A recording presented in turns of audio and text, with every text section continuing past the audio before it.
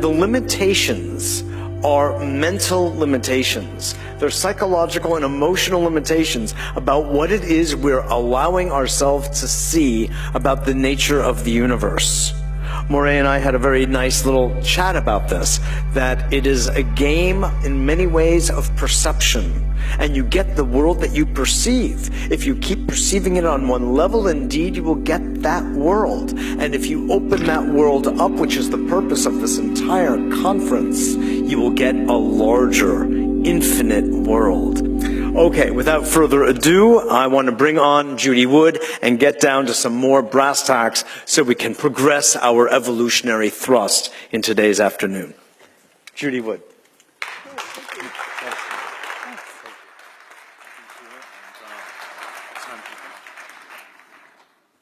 Hello. Well, what makes a scientist? The lab coat? Many folks have said that, well, she's not a scientist, she's not an engineer. Well, what makes an engineer? I have degrees that show it. I have a lot of experience that show that. But a lot of folks need an icon. They need somebody to look at the position in order to take it seriously. So I'll go ahead and take these off, or maybe take me more seriously if I wore the coat. Let's see. Hey, you want to pull it off so I don't take off the... How far do you want to go? Yeah. There you go. Most people don't realize that this lab coat originally came from, does anyone know? Madison Avenue. They decided that doctors will look more official and authoritative if they wore a white lab coat. Thanks. Well, one thing that does make a scientist is a bag of evidence. This is evidence, and that's what we're going to talk about today. So, where did the towers go? We assume where they went. But did anyone ever stop to think about that question? One thing about evidence is that it's there, it's truth. The evidence is always the truth. Assumptions are where you get off track. So let's start. Once upon a time there were two buildings, two towers, and then they went away. Well, third tower and a fourth tower. This is all that was left. This is just that yellow corner of that building. And all that was left. To remind you what was there beforehand, and here's just that little corner is all that was left. This is the dawn of a new age. There exists some technology that can make a building of that size go away. It has the ability to direct energy in such a way to disrupt the molecular bonds. It's also, energy is directed as opposed to being kinetic energy. Kinetic energy like a wrecking ball or a missile or something solid. We're going to go through the data and see that you can eliminate about every kind of kinetic energy weapon.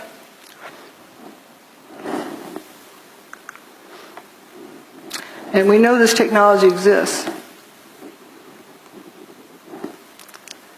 The whole world saw it, even though they were told they saw something else. They saw what happened. And this indeed is a technology that can be used for free energy. It doesn't need to be used for evil purposes.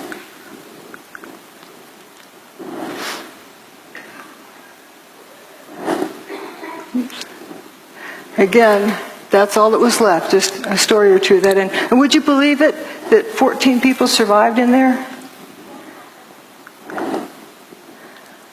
So what we're going to learn is that the towers didn't burn up, nor did they slam to the ground, but turned into dust in midair.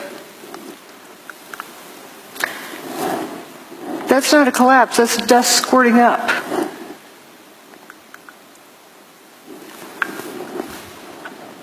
Why did so few people see that? Because they were told to see a collapse, maybe? There's three main things that keep people from seeing what's going on. Problem-solving skills, groupthink, peer pressure, and that they're terrified by the implications. We're going to just focus on the problem-solving aspect. If I tell you the answer is 27, am I right?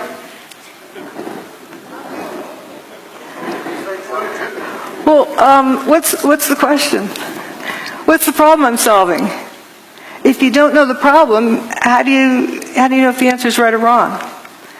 You first have to define a problem before you can solve it.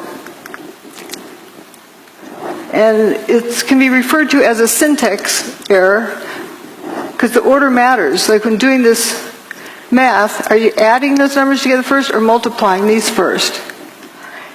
You'll end up with a different answer depending on how you group them. The same thing with crime solving or with problem solving. The order matters. So if you start out with a theory, we have thermite or we have bombs or we have airplanes or whatever theory someone has, and they take their pick from this list of things, and then they go cherry picking and searching for the data that's going to support their theory.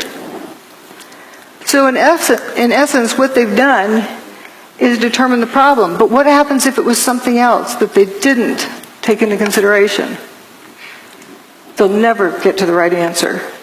And that actually is one of the key things in a cover-up. You get people arguing about guesses, about assumptions about what the problem is, and they never look at the problem. If you don't look at the problem, you can't solve it. So what they're using is a theory to determine what happened. That's the wrong direction. We have to start out with what happened. You collect data, and the data always tells you what happened. And from that, you determine how it happened.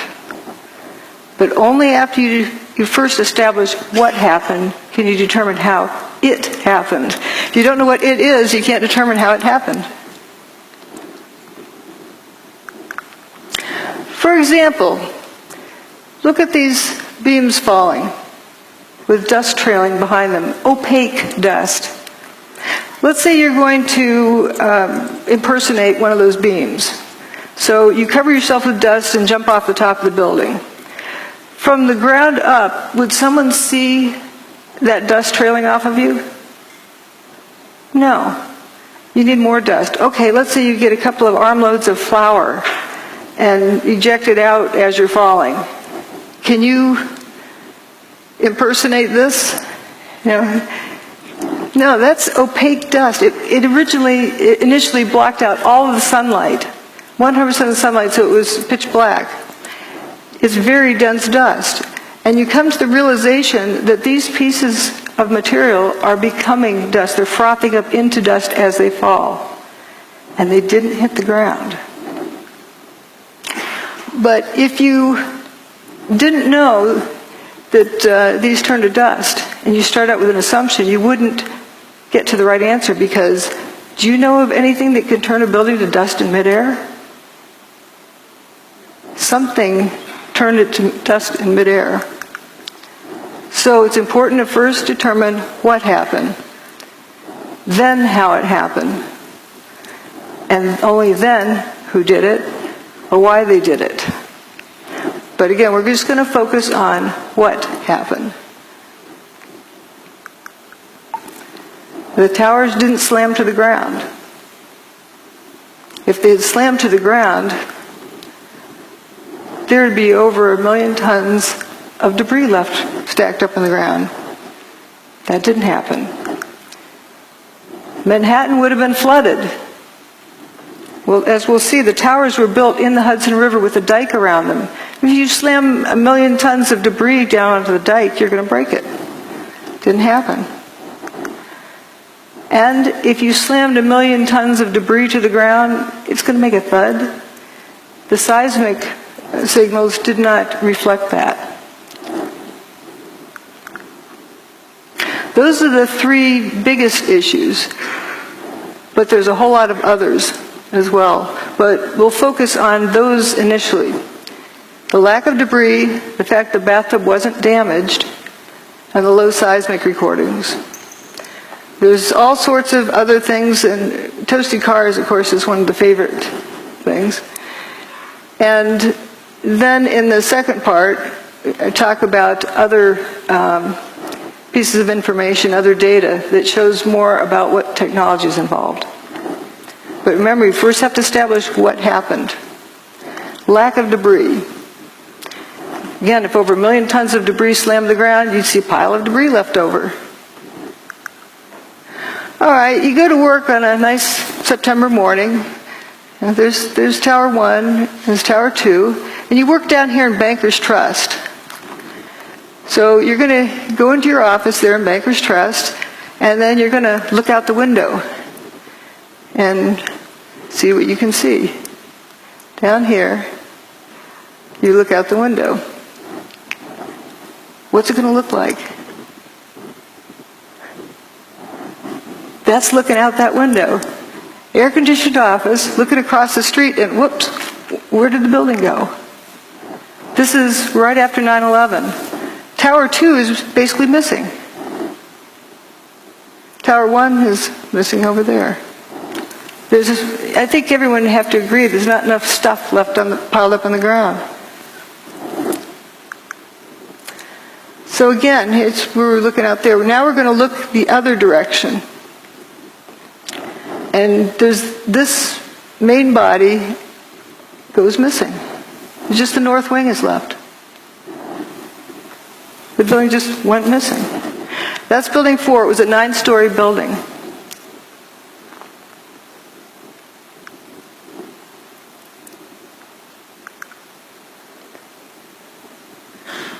So this is what was there beforehand, and it just basically all went away. And a satellite image shows, all sorts of holes that were in those buildings. The middle part of Building 6 is gone. It looks like a post hole digger cored it out. You have holes over here on Liberty Street. Even some holes in Vesey Street. And notice again that north wing is remaining, but the main body's gone.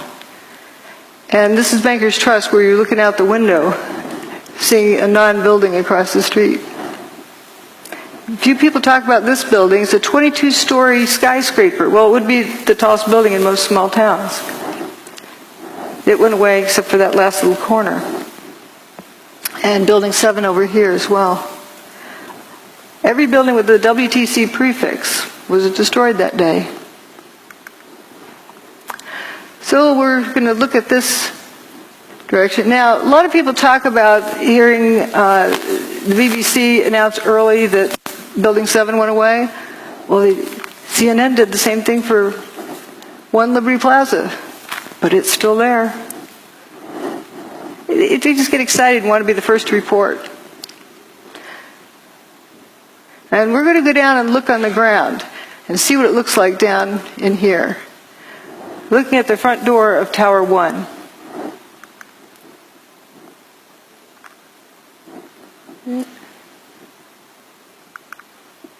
So here we are down on the ground. There's Tower 1, north and south walls. Ambulance that was parked in front of the front door of Tower 1. It doesn't look clobbered by anything. This picture, I believe, was taken on 9/11, later in the day. I don't see any big steel beams on the ground. There's aluminum cladding. The towers were built with steel columns on the outside that were covered with aluminum cladding. And you see the aluminum cladding. The ambulance looks pretty good. This was the day after 9/11. Peter Jennings in the studio. Do we have sound? Uh-oh. Well, what Peter Jennings is saying is, George, oh, yeah. And have you been able to start again? This is Stephanopoulos is down in Lower Manhattan today. George, I don't know if you heard a little earlier me raise this question, which was actually raised by ABC's Jackie Judd, as we look at these areas down below and the video of where the towers used to stand and where is all the rubble gone. And have you been able to, is there any way you can answer that question? I'm sorry, Peter, I didn't get the question. Okay, I apologize. Jackie Judd and several other people keep asking us, when you look at where the towers used to stand, there is surprisingly so little rubble. Where did all the rubble go? It's a very good question, Peter, and I have asked some people who've been doing some of the rescue and recovery work this morning. If you look behind me, you can see the very remains, the skeletal remains of the World Trade Center. And one volunteer, Robert Gerlinski, explained to me the reason there's so little rubble is that all of it simply fell down into the ground and was pulverized, evaporated. This is vital information. I really feel for George Stephanopoulos. He's got this job telling the world what's going on there, and that's the best he could do. And we humans tend to keep asking questions until we're given an answer. We don't stop to think if the answer makes sense. So what he is telling us is that it's obvious there's a big lack of material there.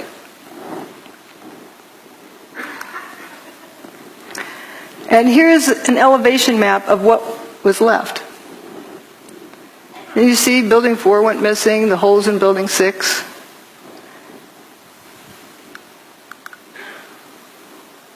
Here's a firefighter in Stairwell B. I heard this very, very loud noise above me.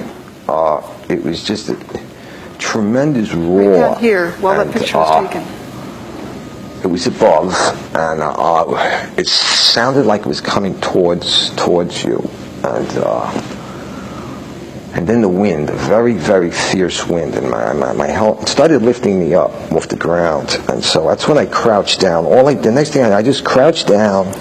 I got to the corner of the staircase by the railing, and I just got as small as I could possibly get. Because I'm not a big guy to begin with, so fortunately I'm not. So I got in and I literally, I guess the best way to describe it, I tried to crawl into my fire helmet. That's what I wanted to do, just to protect myself. And I wasn't sure what was going on. I thought the building might be coming down, and I figured, okay, this could be it, and I was a little angry. I said, so like, damn it, like, why me? Why, I'm beautiful. I'm going to die in the World Trade Center on a beautiful summer morning. It's like a little denial and disbelief sets in, and so then I started getting hit with stuff. It was just debris was hitting me, and it went dark, and then the next thing was just total silence, nothing, no wind. No noise, no light, nothing. And then I started hearing noises. I started hearing like moaning, and guys were starting to communicate, yell out. These were the guys that I was trapped with. They're calling out, who's there, you guys all right, blah, blah, blah, and this kind of thing. And I realized there was other people. I wasn't alone, because when you're alone in a situation like that, it's like existential isolation. It's like, and then when you find out you're with other people, it makes you feel a lot better. Even though you're in a very bad situation, at least there's other people. But then the strangest thing happened. This beam of sunlight came right in on us, like about 8 inches long, but it was clearly sunlight. It was all dirty, full of debris, and it looked like pepper was floating around in it, sort of. But it was sunlight, and I'm like amazed now. It's a 110-story building above us, and I'm looking up at the sun. He was right at the base of this building. But when you came out, you had no idea where you were. There was no way to tell north, south, east, west. It was just the whole atmosphere was full of debris and papers and smoke, and there was no landmarks. There was no way to make a reference point. You couldn't see the sun anymore. The sun had gone away because the sunlight that had come in now was gone, and so there was no way to tell which way you were going.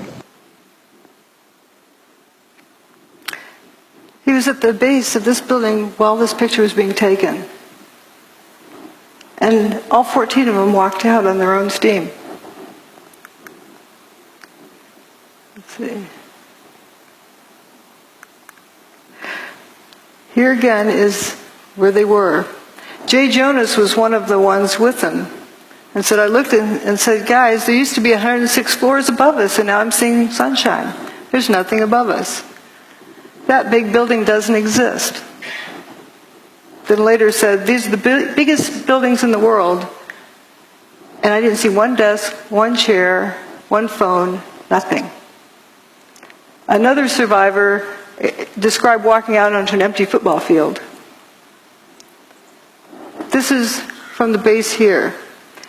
This is what was there that went away.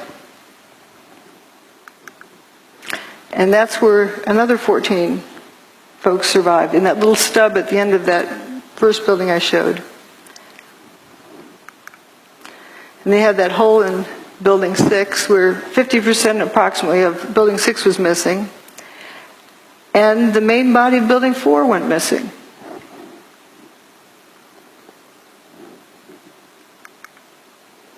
Every time a floor hit another floor, it would not only make a noise, but it would cause tremendous vibration. So we're being bounced up and down off the floor, hearing this collapse coming closer and closer. Mickey Cross was caught on the second floor. My helmet started flying off my head. I had forgotten to snap my helmet. So I grabbed my helmet. I guess instinctually I just pulled myself down the corner. The collapse of the North Tower created a massive rush of air. I was blown down 6 stories down to the first floor, and all I can remember while I was being blown down was, oh my God, oh my God, oh my God. There wasn't any time to think about anything. The 110-story tower disintegrated in just 10 seconds. It was that fast, yet for me it was kind of slow motion too at the same time. And I remember thinking to myself, I said, oh shit, this is it, we didn't make it.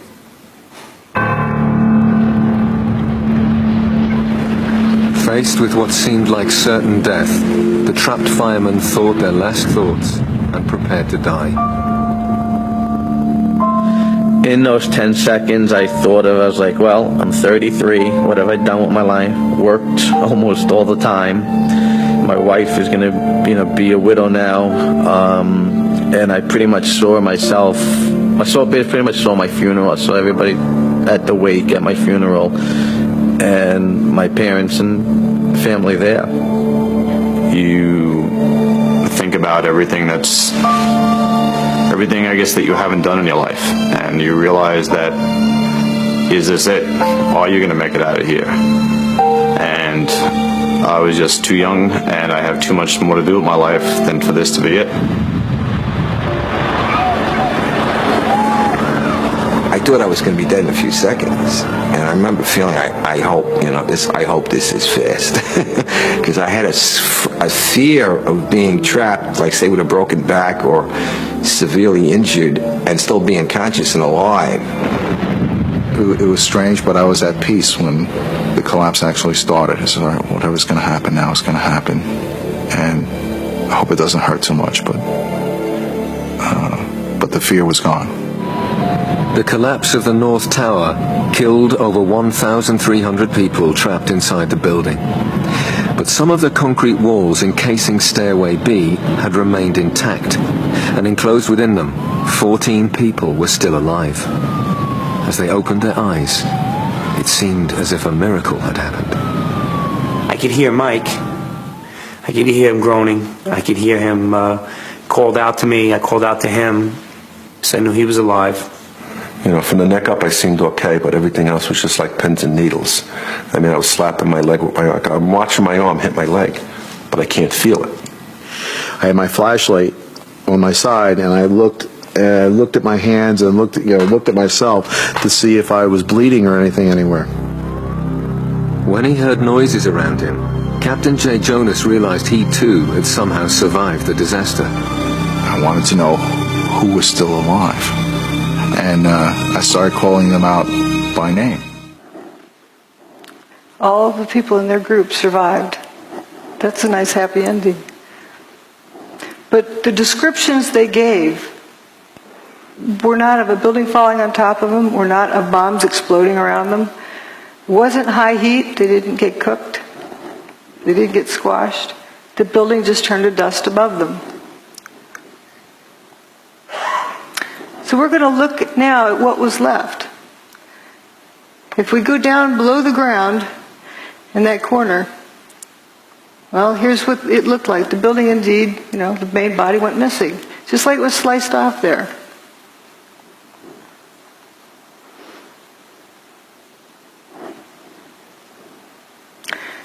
So the mall is in the first story below ground.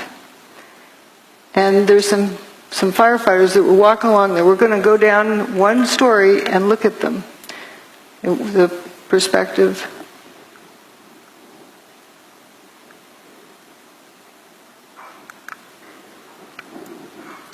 Here they are. That's right under that area. It's a little bit punched in down here, but you can read innovation luggage, Hallmark cards, so you know right where they are.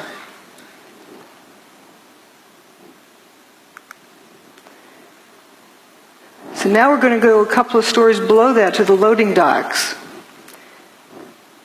And it's right below there is where they're walking, but the loading docks look from up above. And it's painted purple under Building 5, so you know where you are, and then green under Building 4. So it's color-coded so the delivery trucks know where to unload. And we're going to look down that direction.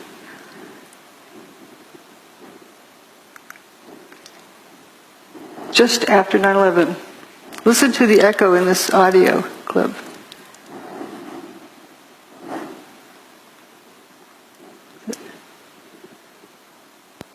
Going down to the parking garage. We're in quite deep. These are the first pictures of search crews underneath the World Trade Center, desperately looking for survivors. Someone down here? That's not a collapsed parking garage. That's not even a full parking garage. It's an empty parking garage.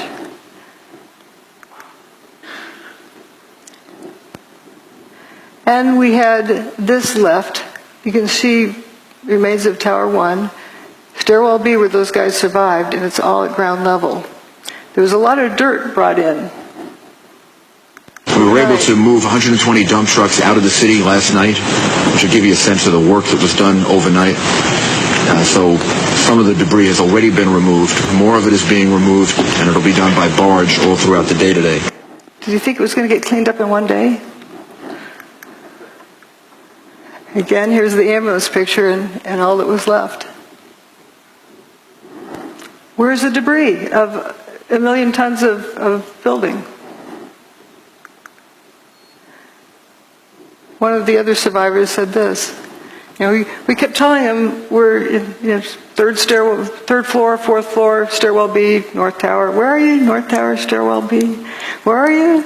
Stairwell B, North. Don't you know where North Tower is? They didn't know where the North Tower was because there's nothing left.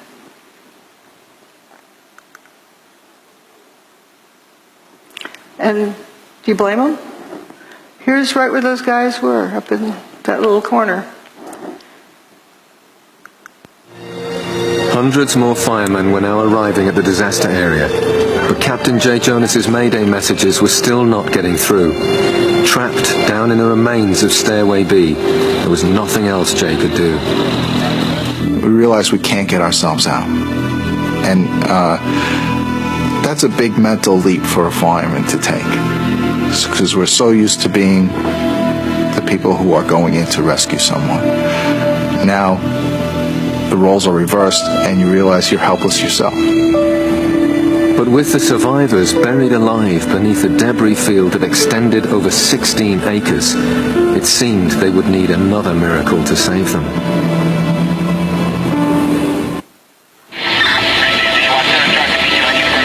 It was midday on 9/11, and in the chaos and confusion, Captain J. Jonas's Mayday messages were still not being received. The fireman had no idea there was a pocket of survivors nearby. Then Jay again tries to make radio contact. Unexpectedly, this time his call is picked up. One of the officers coordinating rescue operations is Chief Nick Visconti. He responds to J. Jonas's Mayday call. Operation to ladder 6. All units stand by. Operation to ladder 6. I got a radio transmission from Nick Visconti. I heard operations post to ladder 6. Operations post to ladder 6. This is Jay, where are you? Okay, 10-4. North Tower, stairwell B isn't going on the second floor. But the location Jay gave was unbelievable to them. The North Tower no longer existed. They asked for his location again. And he asked me that a couple times, and one time he asked me that. Somebody else got on the radio and said, "Where's the North Tower?"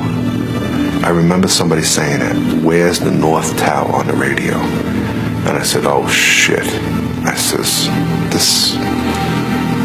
it's not good.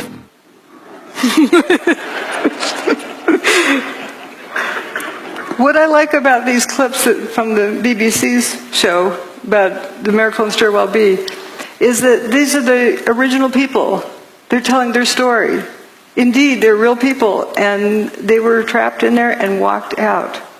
And what they experienced. Can you imagine being at the base of a 110-story building and the building goes away and you're left alive? There's also a fellow who remained at the edge of that hole in Building 6. His buddies didn't make it. They were a few feet away. There's Stairwell B. And just to look at the amazing aspect of this, you get the bare sidewalk over here. Building 7, a 47-story building, didn't even fully spill across the street. If you had a big building coming down like that, even with explosives in it, it'd be like machine gun fire on all the adjacent buildings. Didn't happen. And this dome doesn't look clobbered. It's right across the street.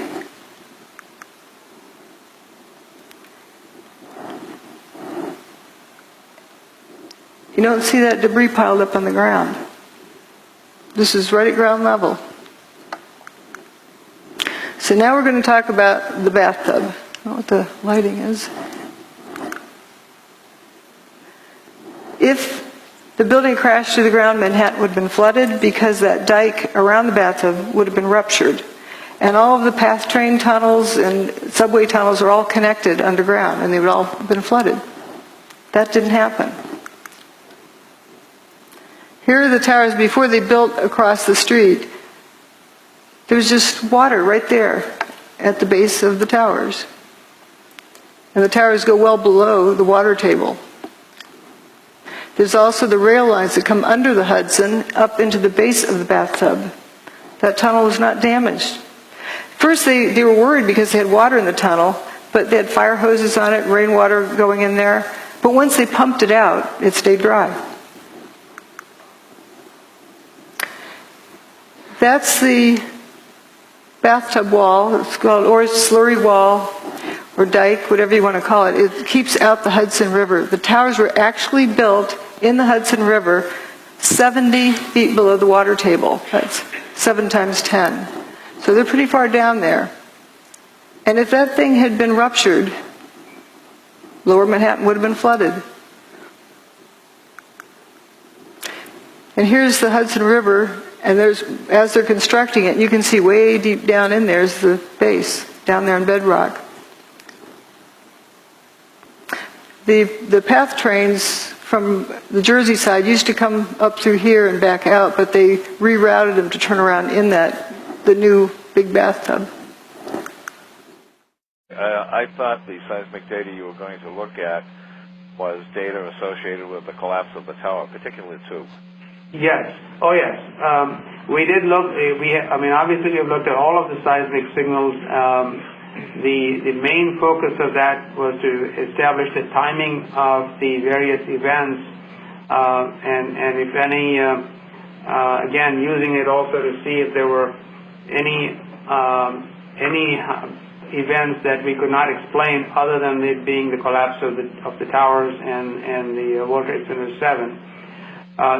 The signal strength due to the collapse of the towers were not of any magnitude that was seismically significant from an earthquake design standpoint or from the design or failure of a structural component or of, I would say, a piping system that might be used in a structure. So there wasn't anything that gave us pause in terms of that being a significant seismic event to have ruptured the pipeline.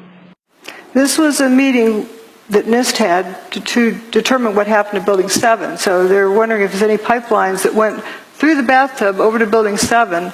And he said it wasn't seismically significant enough to have ruptured a pipeline to cause any damage. You have two buildings, 500,000 tons each, slamming to the ground, and it's not a seismically significant event? And the bathtub's fine at the end of the day. Tower 1's base is right here, down the bedrock. There's the old parking garage, after they cleaned it out. And if the buildings had slammed to the ground, the seismic signal would have shown it. Didn't happen. Michael Ober said, I don't remember the sound of the building hitting the ground. Somebody told me it was measured on the Richter scale. I don't know how true that is. If the building's hitting the ground that hard, why do I not remember the sound of it? It's amazing. And somebody who worked in the 27th floor decided to go home because he wasn't going to get anything done that day. Went down to the ferry terminal, the south end of the island, and some idiot, they thought, came running up and said, the tower just collapsed. And that's ridiculous. They didn't hear it. They didn't feel it. When they walked past the tower, it looked like it was in good shape.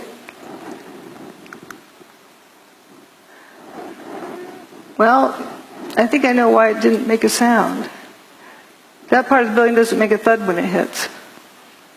Dust gradually settles, and that's a lot of dust. This is an earthquake that happened earlier that year, in January of 2001, in Manhattan. So we know that the bedrock that the tower sat on can carry a seismic signal. But here's what Tower 1, the signal it made. Notice the difference in the quality. This is very high frequency. The lines are very closely spaced compared to this. Also, it has this, I call it the snout leading up to the big signal. It has that leading portion, which is the primary wave. The P wave arrives first, and then the secondary wave arrives. This is neither a P wave or an S wave. This is only a surface wave. P wave and S wave travels through the earth. In other words, when the tower, during the tower's demise, the signal did not travel through the earth. Again, that's the January 17th earthquake. And here's, P wave is like a rubber band snap, and the S wave is like a jump rope. And the rolling surface, like getting up off a mattress in the morning, the mattress springs back up. If you remove two 500,000 ton buildings, you're going to create a surface wave. But it only lasted 8 seconds.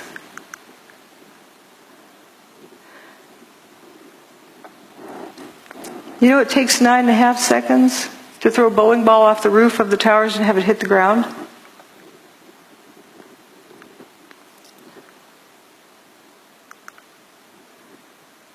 So, how can this be? The building couldn't have reached the ground as a solid, rigid object. Here's where Tower 2 had already gone by the time this chart started. Tower 1's demise there. But here we're going to focus on Building 7, down here. There was an earthquake in the Fox Islands up by the Aleutian Islands, and that's what the mess is after that. But where this vertical red line is, there's no seismic event that shows up at this scale. Nothing that stands out from background noise. For a 47-story building's demise, this is the King Dome. So here's a controlled demolition, and it produces a P wave and an S wave. So what length of time does that take? It takes, for a free fall speed from the roof to the ground, it's about 4 seconds. But the portion of time that the ground shook was more than twice that. So that doesn't answer the question either of what we saw. And with Building 7, what is very telling is that they calculated when the P wave and the S wave should have arrived, because they could not pick it out from background noise. They couldn't even pick out where the surface wave arrived at one of these stations. So there's 5 different stations reporting, and they had to calculate when the S wave and P wave would have arrived, and it was not there. The signal did not travel through the Earth. So if we have Seattle King Dome, we're going to look at things relative to that. That made a 2.3 on the Richter scale when it was blown up by controlled demolition. And we have these 2 towers. Let's say for the Tower 2 is the first to go. So if we turn it to dust, all but the bottom 16 stories, and then drop a 16-story building to the ground, we record approximately the same seismic signal as what was recorded on 9/11. Just pretending this rest doesn't exist. And for Tower 2, if you turn it into dust above the 20th story and just drop a 20-story building to the ground, you get the seismic signal that was recorded. And for Building 7, it's all but the bottom 2.5 stories. Where's the rest of the building? Makes it 0.6 on the Richter scale. That's like a jackhammer. It should have sounded like it was raining dump trucks. You know, big dump trucks go down the road, they wake you up at night because they vibrate the ground. So we've talked about these 3 things. Now we're going to talk about dustification and lather. You'll notice I use a unique language. If you don't know what the phenomenon is, and you use the name of a known phenomenon, that's wrong. You're misleading the direction the information is going in. You're calling something like fire when it's not fire. That's why I use the word fumes, because if you use smoke, you're assuming the cause to be fire. If you don't know what the phenomenon is, better not use a name of a known phenomenon. Well, what happened to these buildings? That's a phenomenon we've never seen before. It needs a new name. I call it dustification. The buildings turn to dust.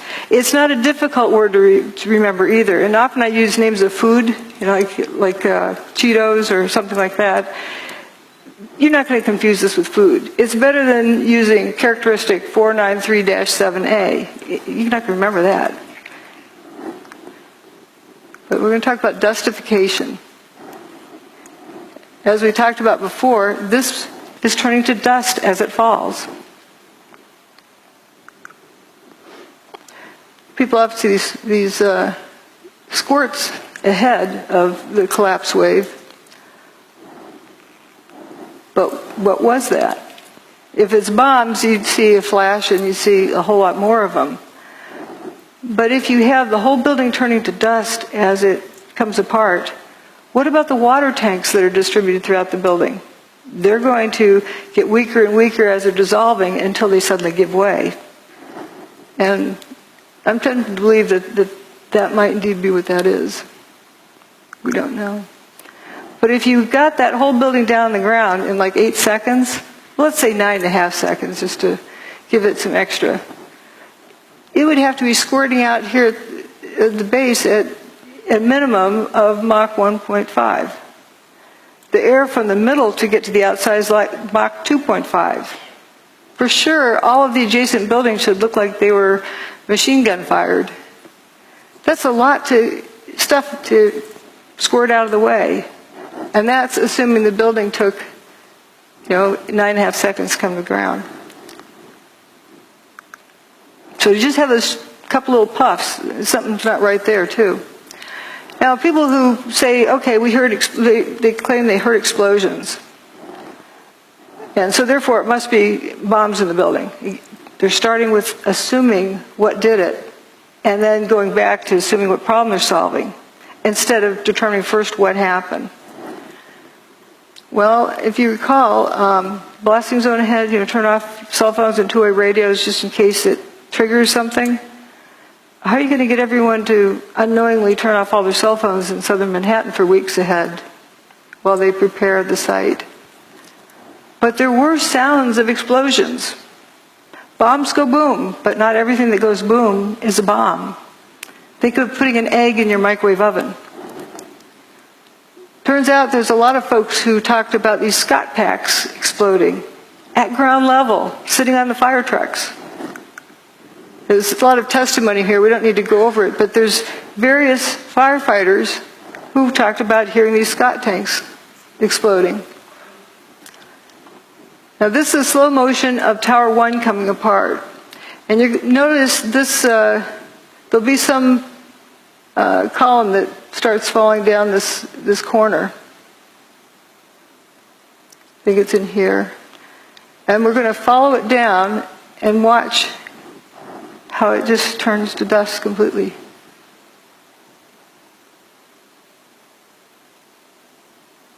And as well as these other things. Here it is. Okay, it's got the dust trailing behind it. This is a solid piece. It's like ice cream melting. It's going away. And if you focus on various other parts, you'll see the same thing. There's no sound with this. This is a high-speed version. You can see that piece again. And these big chunks over here. So you see it's turning to dust as it comes down. And we're going to go look down on the ground right next to where this was coming down. This is the Verizon building here. Whoops, right here. And we're going to look at the corner right below there.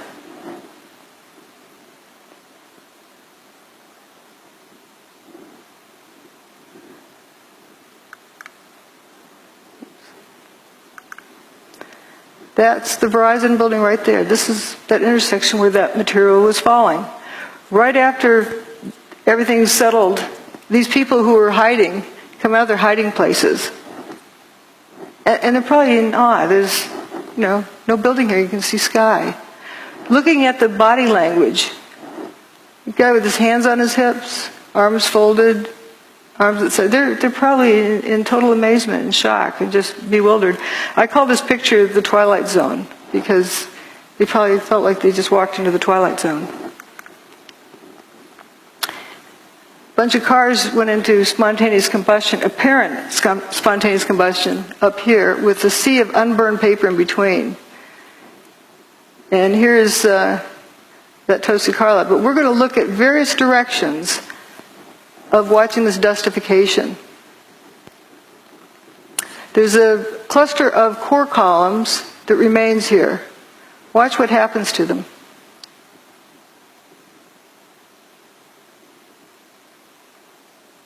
They just faint.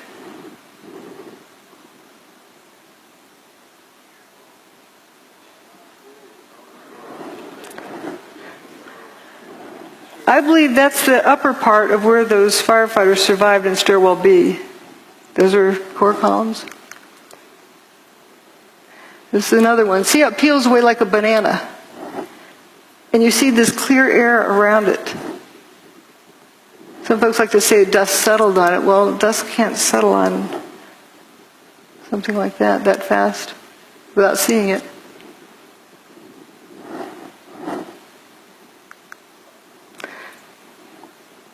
And there's from across the river, you can see those two. And then there's a sequence from the northern view. And, my detractors like to say, oh, it fell over. And because the dust was so fine, it hung in the air. Well, if the dust is so fine it hung in the air, how could it be settled instantly on these vertical columns? We saw how it was peeled away like a banana. But it comes a point where it's no longer a crisp boundary and just turns to dust. I call it dustification. I mean, where have we seen it before?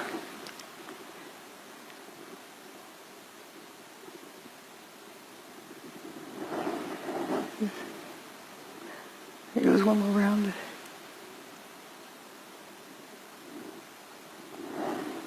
But you're told to see a collapse, so you tune that out. You can see all of this just frothing up into dust. That part.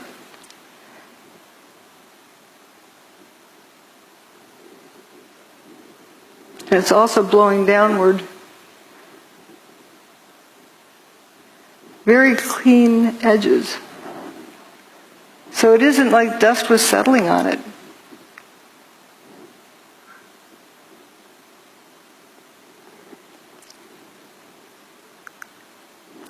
And another part of it, this is further up than this image, because this is coming down close to this building. But notice there's some chunks that go missing. And notice the dust kind of squirting out the ends of those pieces. You can see it trailing. So the reason why you didn't hear a thud when it hit. Lather is a term I use when it looked like another unique behavior pattern, but I think lather is just the part doing the same thing that this is doing, but doing it in place. And this video is of Building 7, the north face, but notice it's one face and one face only that has this lather pouring out of it. No. Go low to the corner.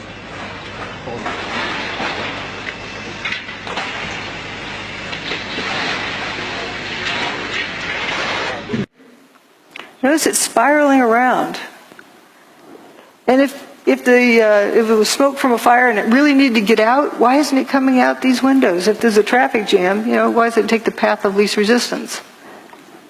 The wind that day was 7 or 8 miles an hour. No. Go low to the corner.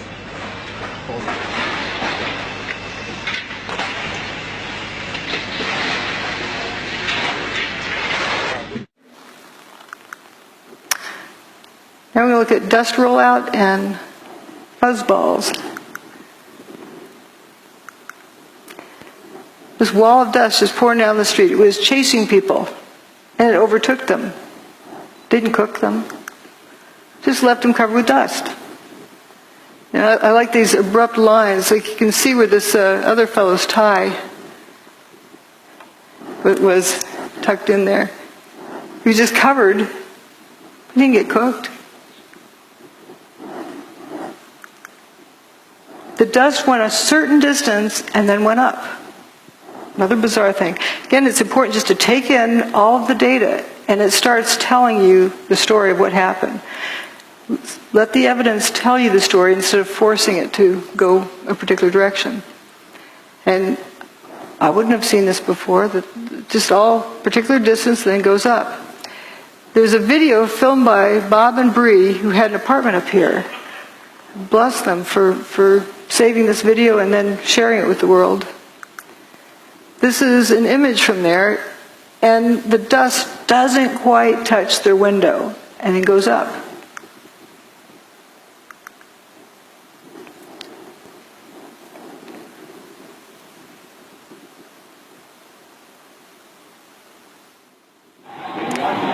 Oh my God! Oh my God! Oh my God! Oh my God! Oh my God! I told you! Oh my God! All these people! Oh my God! Oh my God! Oh my God! Oh, it's awful. Oh baby, hold Lily. Oh my God! Come on, let's go to the other room. Let's see how it started. Is this dangerous? It's just smoke. There's no danger of other buildings. Is the air conditioner turned off in the room? Good thinking. And the windows closed in the bedroom? Near the area, Mark. an absolute crazy situation. The entire top of the building just collapsed. The entire building just collapsed. The building just collapsed. We're going to leave because See how it just starts shooting up? It doesn't touch the window. This is a devastating development in our history. It doesn't go past here. Is no more. We do not know at this point the extent of injuries or casualties, how many people were in these buildings trying to get out. We've seen some gut-wrenching. Oh, people are running away. They're running away. Hanging out of windows. What are they going to do? Green You guys grass. gotta run away. You see the obvious. That grass stayed green the whole time. All right, let's see NBC News right now. I think it's going to be blown away. No, it's the wind is being blown away. Horrific, incredible, not to be believed. It just came that particular distance, but it went up. Just a few minutes ago, within the last minute actually, the second Twin Tower collapsed. Just to recap, if you're just joining us, around 8:42 Eastern Time this morning here in New York City, a plane crashed into the right Twin Tower of the World Trade Center. About 2 Isn't it amazing? It goes up. Now, controlled demolition, the dust doesn't really go above the highest point of the building, the original building. But this went up and blocked out all the sunlight for a few minutes. And it went up and continued going up. And continued going up for months and years. Wet tire tracks, they wet it down, they're misting it from up here. But what's this? Wet dirt. All right, fuzzballs. Notice how clear the air is from here on up. But down at the bottom is a thick haze. And you'll notice from the time on the clock that it's only 15 minutes after the South Tower went away.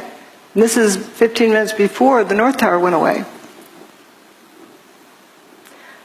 How could that fine of dust have landed in that short of time? It's fallen out of the air because it's clear. And there's several other pictures that indicate this, that it was coarse dust that landed and then became fine dust and began rising up like it kept breaking down. Toasted cars. We got to get to the toasted cars. I say they're toast. They're history. I can't say they're burnt because I don't know that. But they're toast. I just decided to use that word to say something happened, messed them up. You can't fix it. You got to get a new one. It's history. This is a police car found on FDR Drive. I don't know how it got to, I don't know where it was toasted. There were some that were witnessed as being toasted on FDR Drive.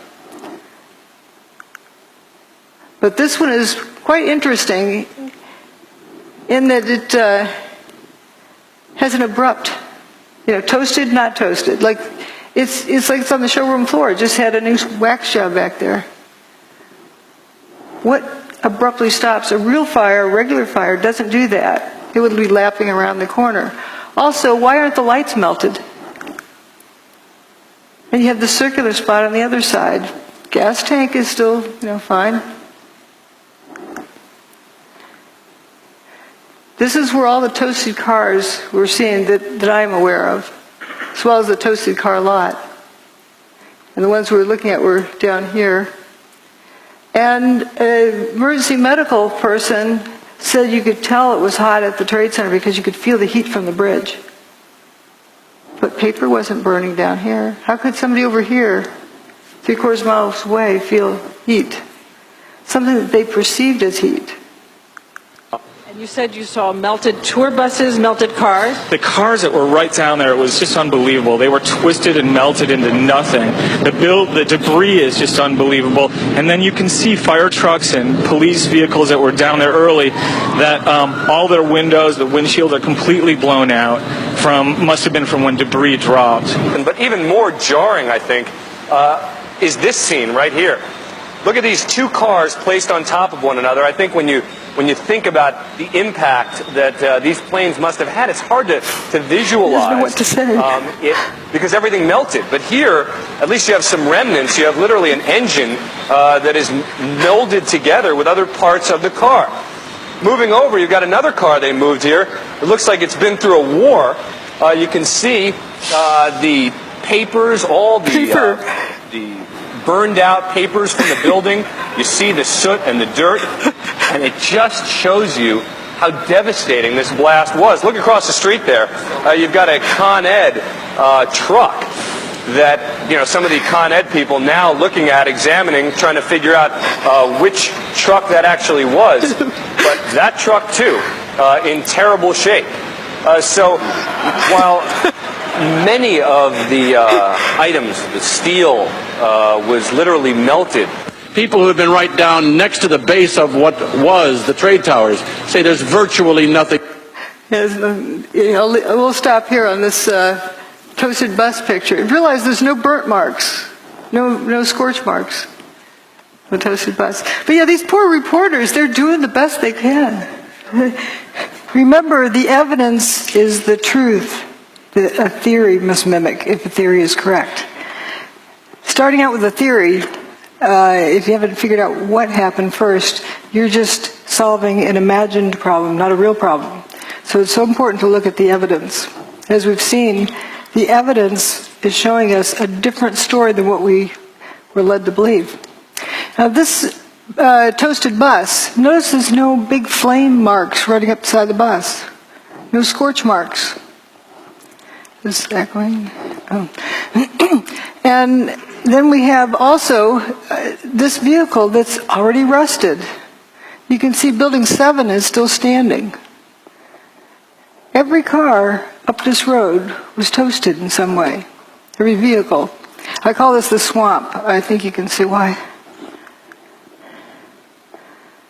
Is it the sound? Oh, yeah. No door handles. Yeah.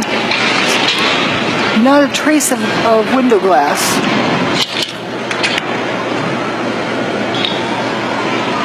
Just gone. Go, let's go. Go. 3, 2. Oh, man. More debris falling from a nearby building, the World Trade Center. We're at West Broadway and Barclay. Very difficult to breathe here, but look around.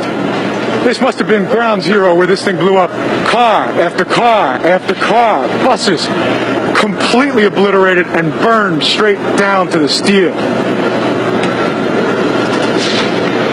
Behind me.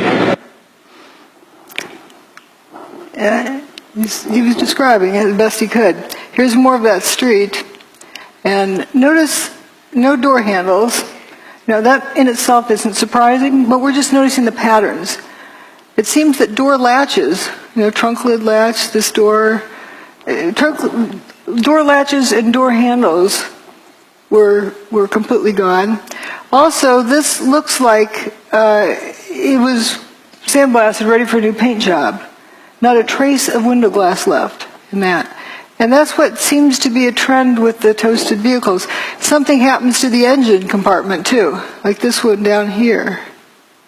And notice again this distinct, abrupt line between different parts of the car.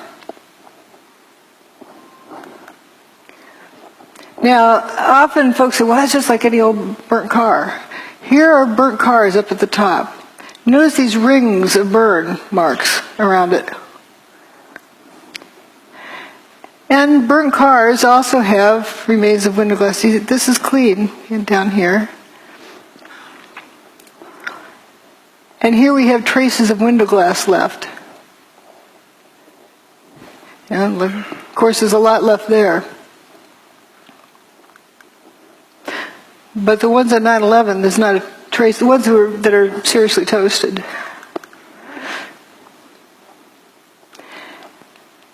Doesn't look at all. These are uniform colors, like they've been sandblasted, ready for a new paint job. And the insides are completely toasted. I think they threw this stuff in afterwards. But the stuffing is still partly here in the burnout car.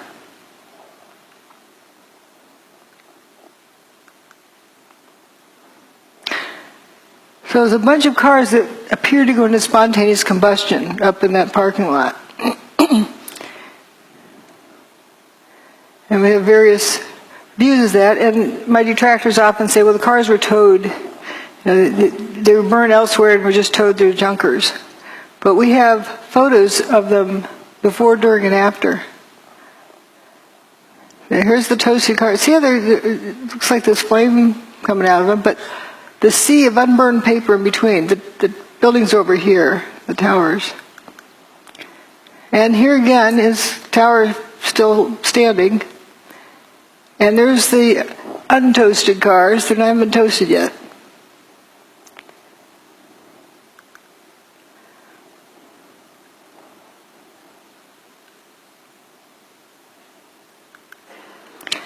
And there they are. They haven't been toasted yet. They're still in good shape. I actually thought this car was white, but I was surprised to find it was black. And here, it's still in good shape. People are evacuating. Here it is after it's been toasted. You can't tell it was a black car. Just all in a line. They just went poof. Weird fires. I can't call them a fire because there's weird things with them, like paper not burning. This is where I call the swamp. The toasted cars all along through there.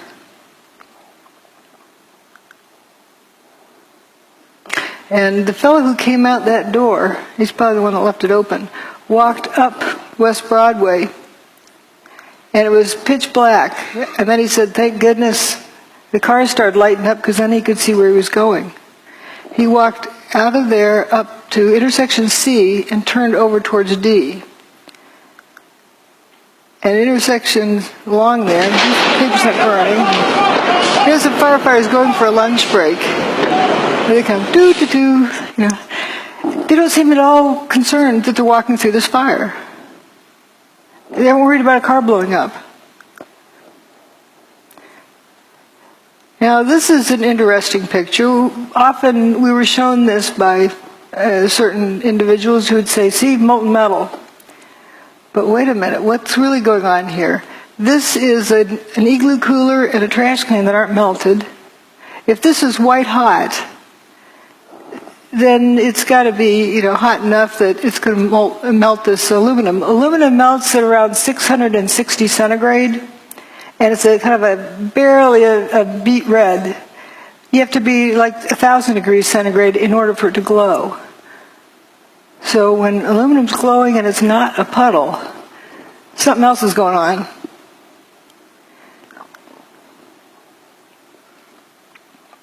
So we're told about pools of molten metal. Well, that's paper, not burned.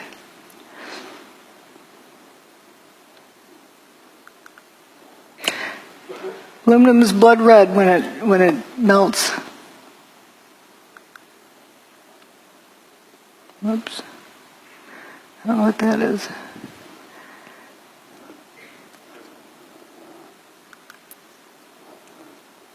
Again, remember this temperature, and up here is where you need it to be well above where aluminum melts. But you see, this aluminum cladding appears to be glowing on the end. This corner up here. And you get these, I call them Cheetos. And in case people don't know what Cheetos are, the orange thing on the ground, and you're not going to confuse that with a piece of steel, but there's these little things that look like Cheetos that are glowing. Pretty strange. The firefighter reporting molten metal like a slurry or a steel mill or a volcano. Those are quotes. Giant pools. What about the pictures of them dragging oxygen hoses all over the steaming supposed hot metal? If it were that hot, you wouldn't dare do that, would you? Would you? Well, we do have the infrared photos of the molten metal. Well, again, what melted the metal? Was it heat? Or was it something else? Here on this thermal map that is so often quoted, point E is right next to where Building 3 had been. Here's point E. According to the measurement there, it's supposed to be 819 Fahrenheit. That's above 212, the word water boils. This guy doesn't look like a boiled chicken. How hot can that be? So the color in that map meant something else. It wasn't temperature. And nice bushy trees didn't melt, or it didn't burn, neither did the paper in the street. But what happened to these vehicles? What happened to his engine? And where that firefighter walked up the street and turned the corner, here's right where he turned the corner. Again, you have these Cheetos on the ground, whatever they are. What's strange is the fire on the side of the van in front. And again, it was a different contrast. You can see it's just on the side of the van. What's burning?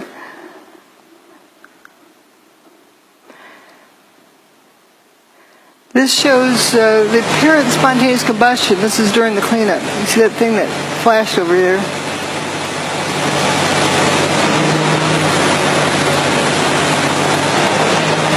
There's another slow motion clip of it.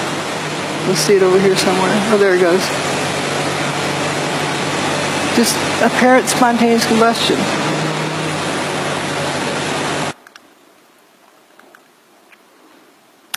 This is a clip where they talk about hot steel-toed boots. Up to 10 times a night, often until 2 in the morning, delivering whatever it is rescue workers need to do their jobs, like the ones working in the hot spots. Steel-toed boots is one of the biggest things. Steel-toed boots? Steel-toed boots. Out still on the rubble, it's still, I believe, 1,100 degrees. The guy's boots just melt within a few hours, and they're burning their feet. That story was repeated again and again and again. People assumed it was proof that it was hot. When my steel oven melts, the turkey inside is more than well done. So how can you have steel-toed boots melting and there's no reports of burned feet? How I hear that is the boots were coming apart. They're disintegrating. Someone suggested it was because of heat. And people just ran with that story. It was the best, the only answer they got to the question, so they ran with it. But something was likely happening to those boots, coming apart.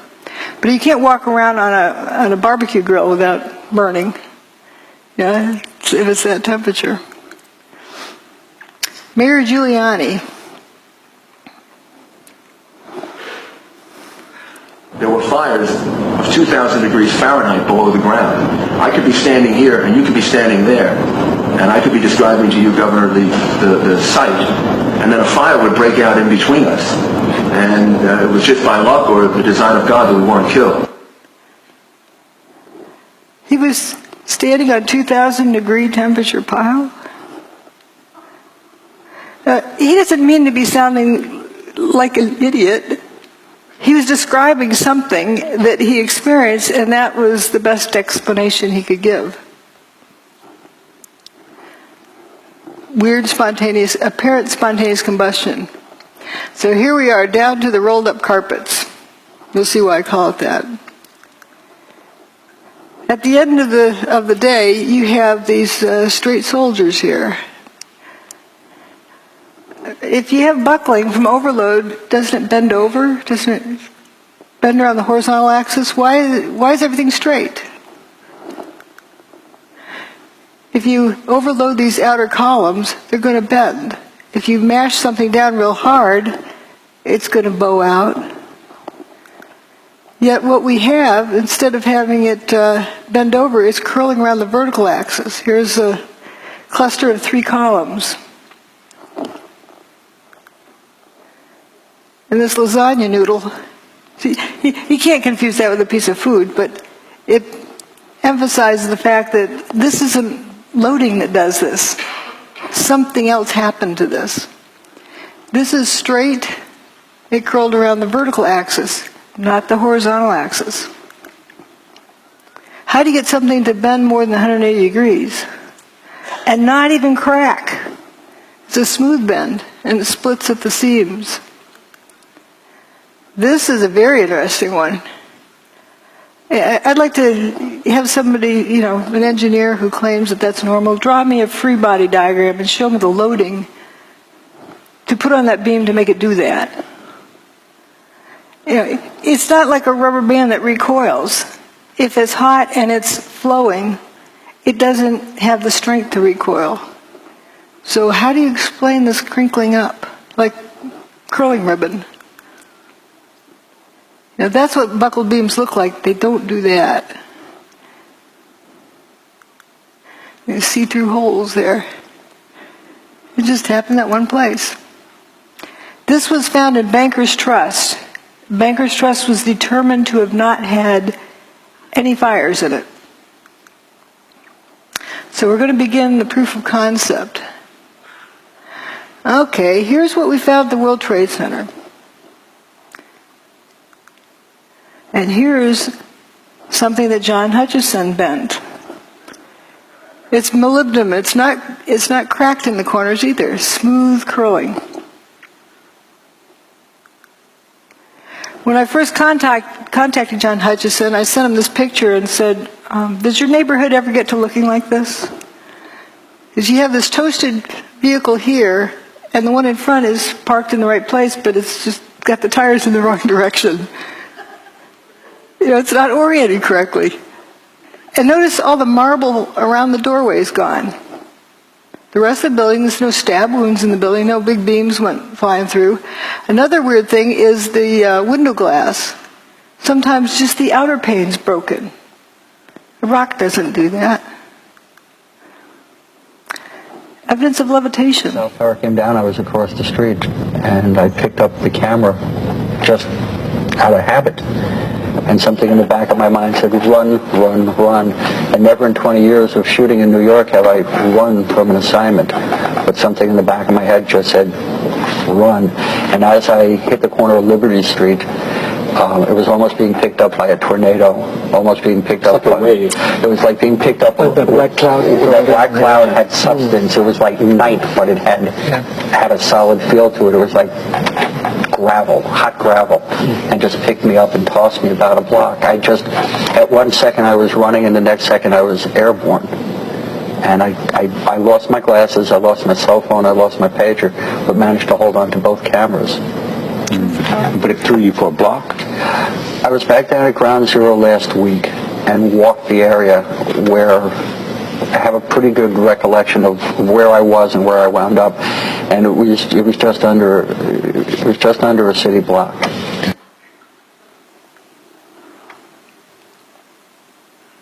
It was this blast of warm air. It wasn't hot. It was warm. And it picked me up and threw me up against the wall of the building. You were picked up off the ground. Physically picked up off the ground. I remember an explosion. At that point, I got knocked out. I don't remember anything. Then I got up, and I looked out the window because the windows exploded, and the street below caved in.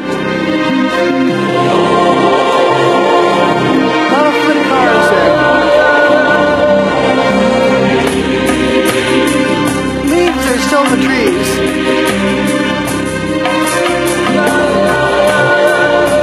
This is in good shape, but upside down. The cars appeared to be either flipped or toasted. Now, let's consider something else here. John Hutchison's work, he's got water drifting up, levitation of water. Now we'll come back and talk about the weather. We need to talk about the weather, right? Someone thought it was a nice, beautiful day. Well, it was right directly above Manhattan, but not a few miles off the East Coast. See, it's as nice as can be. Here's Geraldo Rivera, who's chased out hurricanes for 40 years. Have been so attracted over the years to hurricane coverage, but there's risk involved. There is, the peril of not knowing what's going to happen, that adventure, and it's pitting yourself against an enemy. It's like war, only no one is shooting at you specifically. That's what the allure. But there is an area storm that the juices don't flow, and you look and check it out. Remember that? I watched that live. And maybe a store on YouTube. You got to get up close and personal. And This was Hurricane Ike, I think. That was recent. That was wasn't this Rita? You would know. You know what? I think it was Rita. Rita in Galveston, Texas. Yeah, Galveston. And obviously Katrina. Before that, changed so many of our histories. It was so traumatic. And it's one funny thing I think of If only a hurricane had come on 9/11. And it was that crystal clear September day. Sure was. And if it were only one of these weather days, history would have been rewritten. And I think about that a lot. This is what was shown on television that morning of 9/11. This is where the hurricane was at that moment. See anything missing? This is where the hurricane was, here.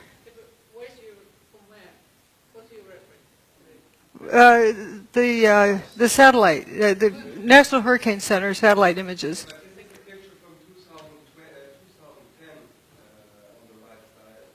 That's Geraldo from that time. The rest is from 9/11.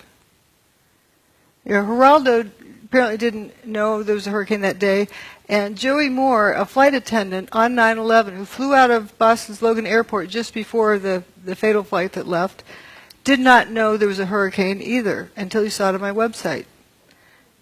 But why didn't they mention it? That's the question. It begs the question, too. Yeah. Because you know how much they like to melt those for all they can get. They love to report on hurricanes. But do you say that they were manipulating? I'm not saying anything. I'm just noticing if people didn't know there was a hurricane coming and you saw it was headed straight for New York, if it hadn't turned around when it did, Manhattan would have been flooded. And how fast can you evacuate that many people from Manhattan? Can you afford that risk unless you absolutely know there's no chance? Unless you know, how would you know? Right. Was it reported on any other media, such as whatever the shipping forecast? It is. It doesn't show up in the National Hurricane Center's text forecasts, but they were very played down. They weren't shown on the media. People were not aware that there was a hurricane there.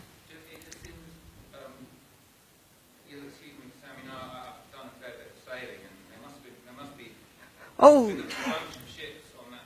they took the ships out to sea because they knew that the hurricane was coming. What about the small vessels that were sailing down the coast that have been They may have looked into the National Hurricane Center's reports, but it was not something that was heavily publicized. It wasn't zero publicity on it, but it was very underreported. I'm confused here. Are you saying that they actually moved the hurricane away? They had the technology to put the hurricane away? Whoops. Or it was just that coincidentally the hurricane went away? Doesn't. Here. I can't back it up. The hurricane for 4 days was going in a straight line. And then on the morning of 9/11, it stopped, turned around, and that afternoon it started heading out of town. So you think that was artificially done? I'm just reporting what the evidence is. I don't want to guess, but I can say that if they didn't know it for 100% sure that it was going to turn around, if there's any question, why weren't people told to evacuate? Just in case. Oh, because the people of the tower were told to evacuate because of the hurricane? No. Nobody was told to evacuate because of the hurricane. That's the puzzle, that nobody was really told about the hurricane being there. It just happened to be there and then turned around and left quietly. We were told this is nice, wonderful September day. But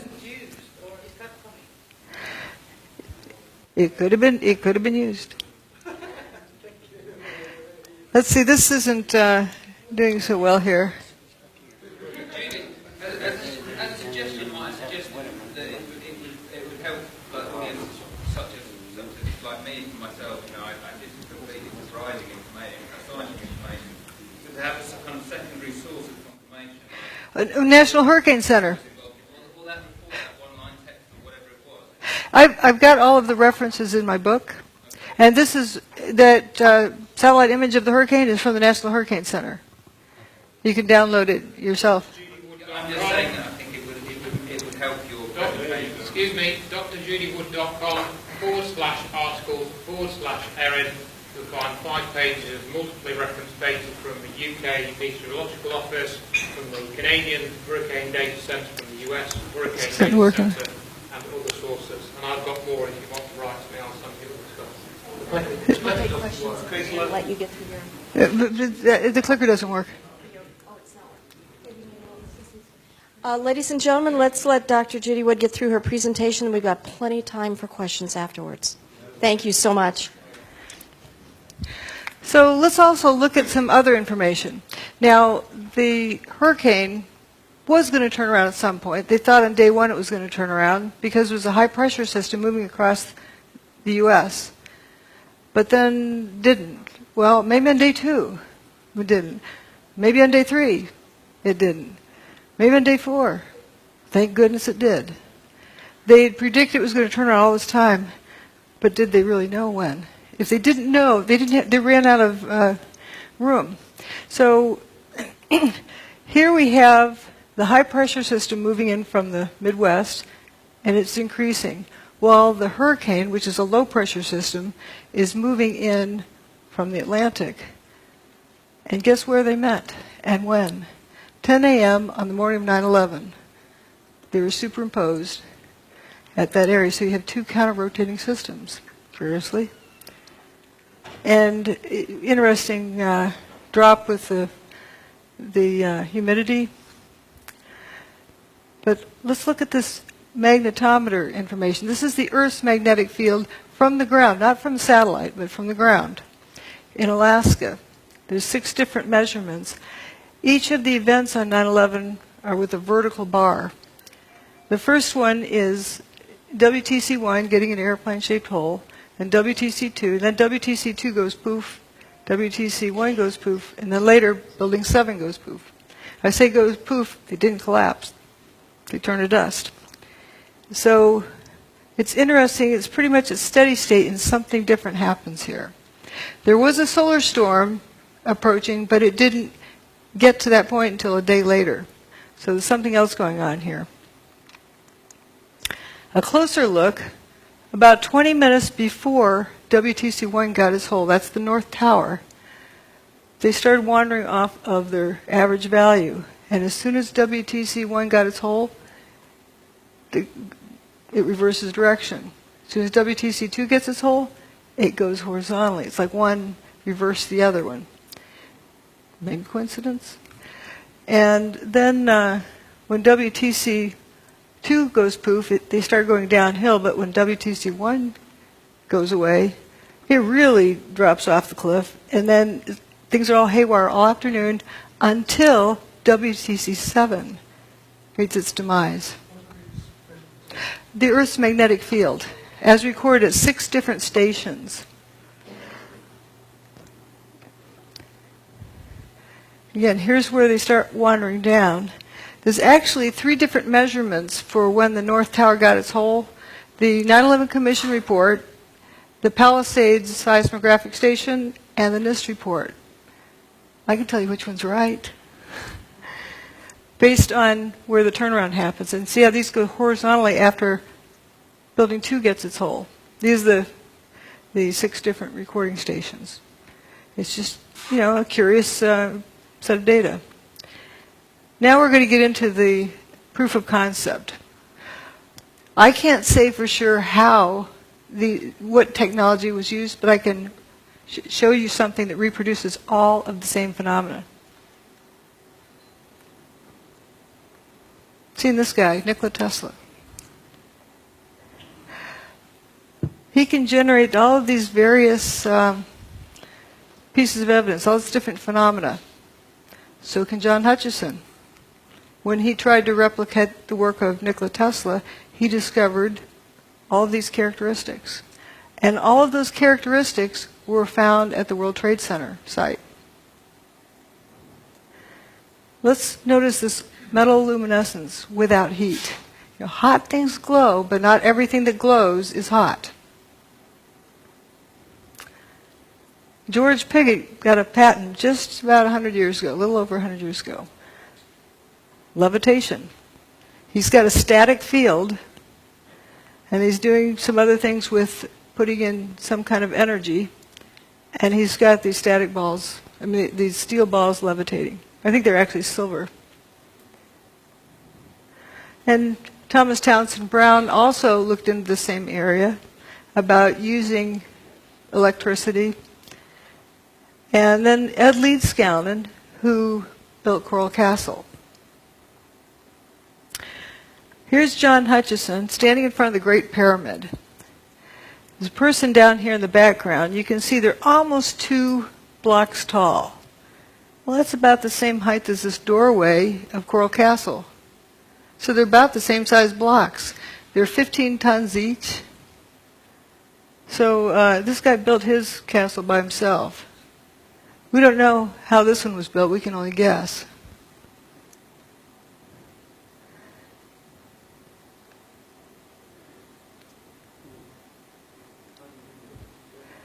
Well, let's look at how John Hutchison's more of work here. This is an iron block. It's 2 inches by 2 inches by 7 inches tall, solid iron block.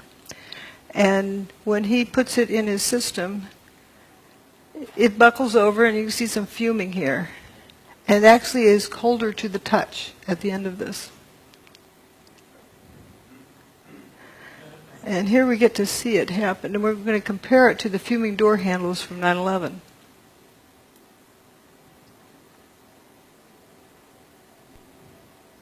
Here's the door handle.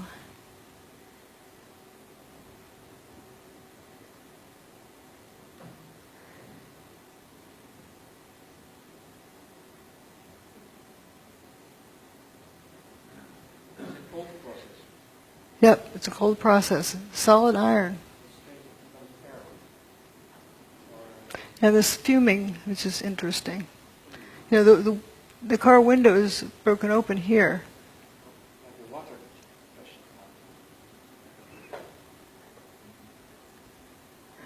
We're going to look at some other things about the weird fires. I can't call them regular fire because I don't know that. The weird fire, just to note that it's not something that you know for sure what it is.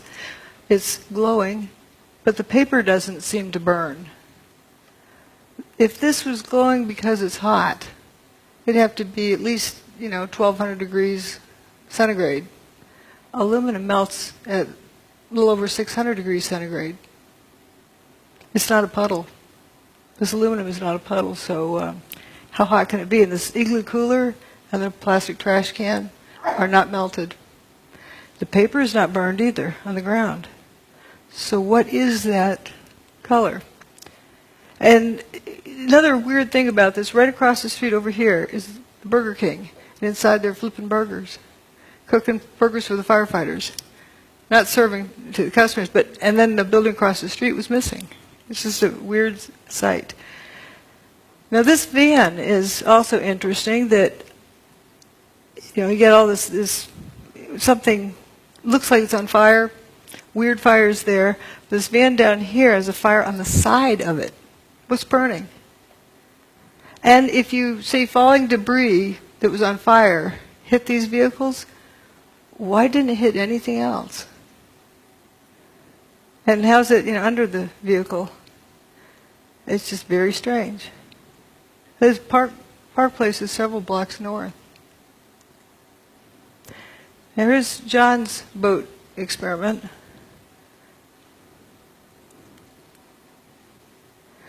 Well, what it shows is when he turns off his gizmo, then the boat lights up with weird fires. And the car's lit up right after the tower's demise, not during, right after, as though it was right after something got turned off.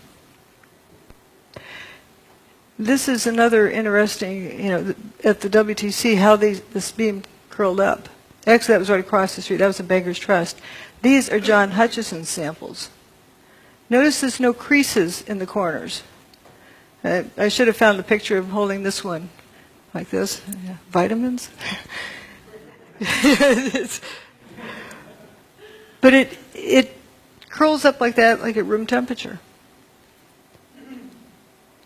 And this is a video that hopefully will run. There we go. It wiggles back and forth.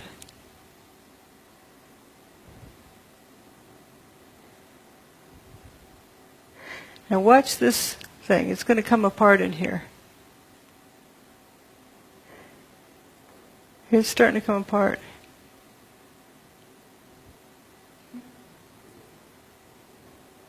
Weird things happen.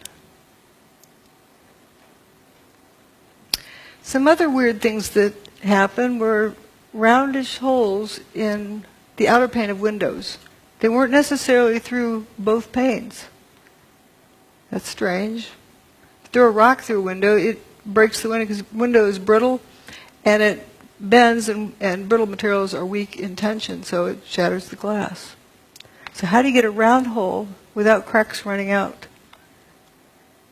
Turns out somebody replicated that very thing. This is my analogy saying, okay, if you drop a rock in a pond, it ripples outwards. Maybe something like that is what ripples outwards with longitudinal waves that causes the glass to break in a rounded pattern. Now let's think about hurricanes. What do they do? Well, Hurricane Andrew drove this 2x4 through a tree. Piece of plywood. And with tornadoes, I'm sure you've all heard about straw through trees. It's not because they're flying fast. Something weird is going on. There's John Hutchison's sample with a butter knife in a piece of aluminum. He also has one with wood in the aluminum. If the aluminum's hot enough to melt, the wood would have burned up. So it's strange. Now, when I found these, you can see the blow-ups. I wondered, why on earth would the car door be peeling split thickness? It's not a laminated structure. Didn't know what that meant, but it was definitely a category of data, and I put it aside. Later, when I found John Hutchison's work, wow, he can peel open extruded aluminum. That's not laminated, it's extruded. And we have these coins from the World Trade Center. People like to say they're melted together. I point out that zinc melts before copper does. It also boils before copper melts. So that would likely explode, but it's one of the lowest, zinc is one of the lowest melting point materials. So what gives? Why is this stuff stuck together?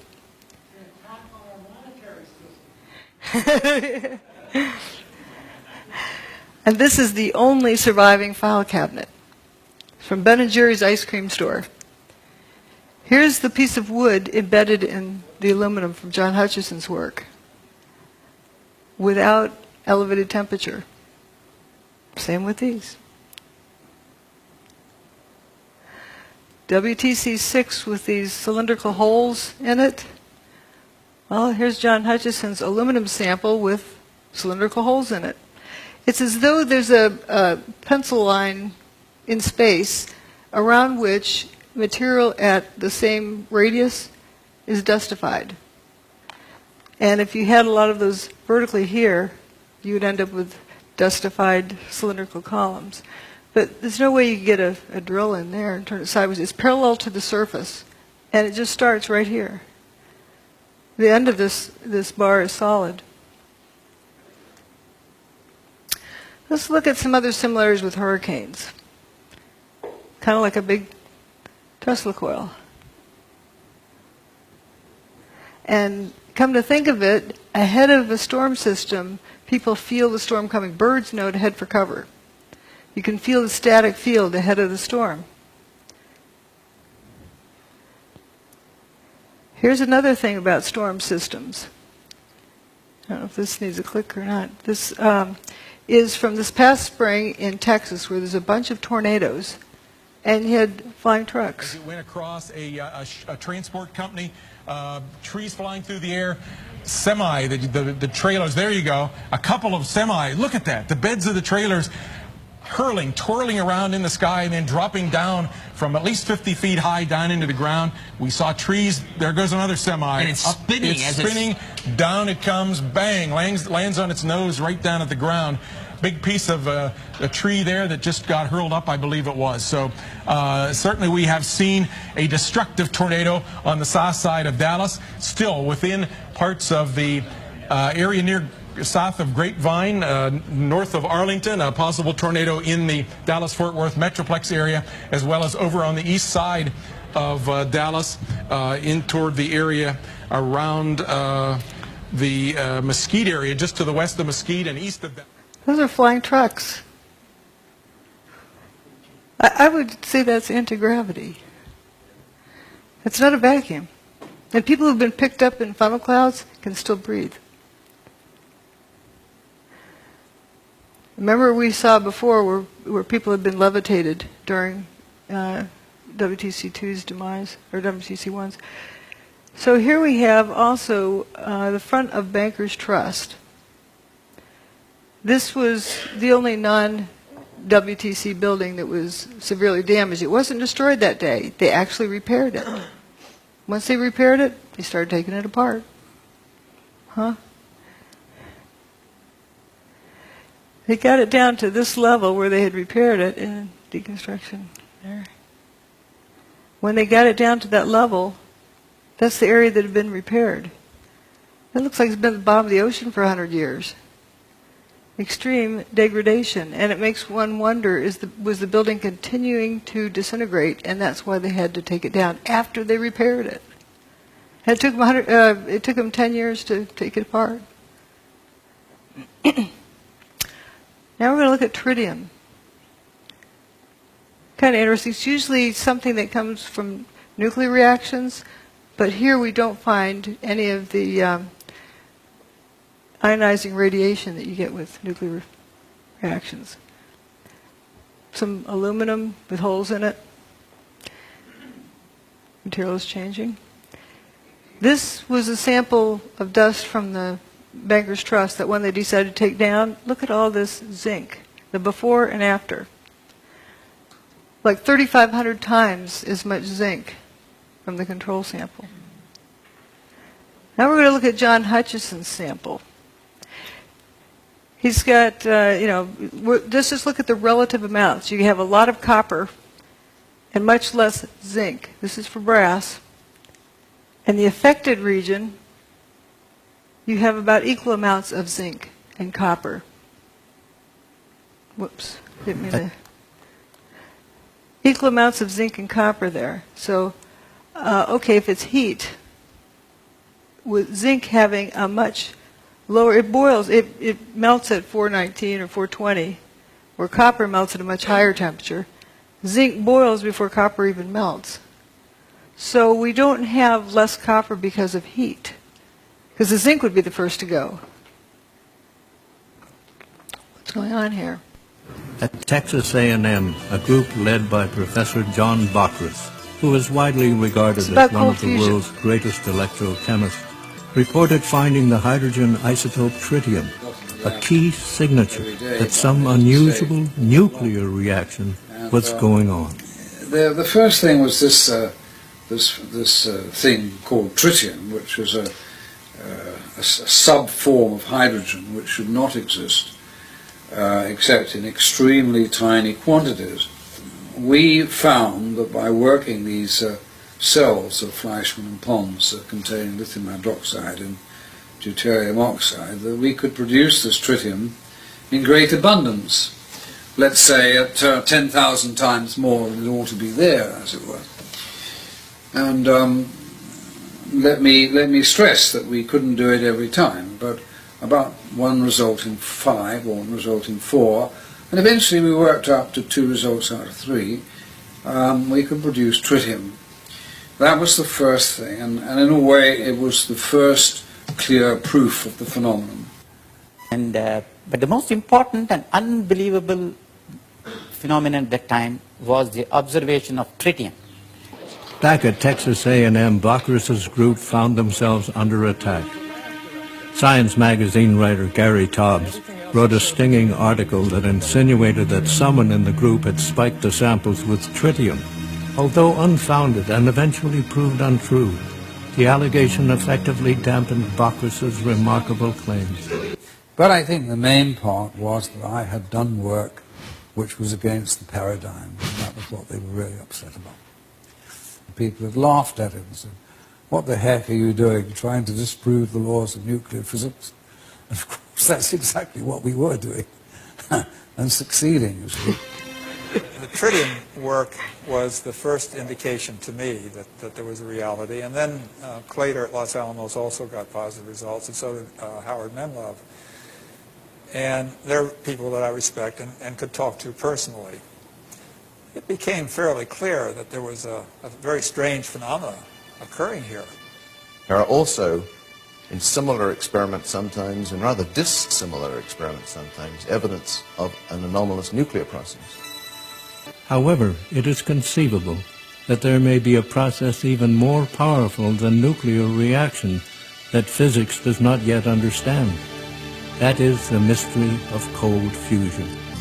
Yet as early as 1992, cold fusion experimenters began reporting unusual appearances of trace amounts of different metals such as copper, silver, chromium, and zinc when examining their spent cells.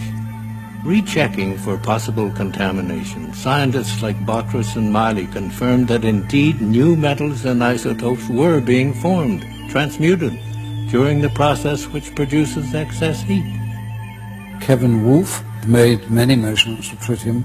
Then he got some even more astonishing results as early as '92, which were these transmutational results, the metal forming another metal inside the electrode, you see, which was super anti-paradigm.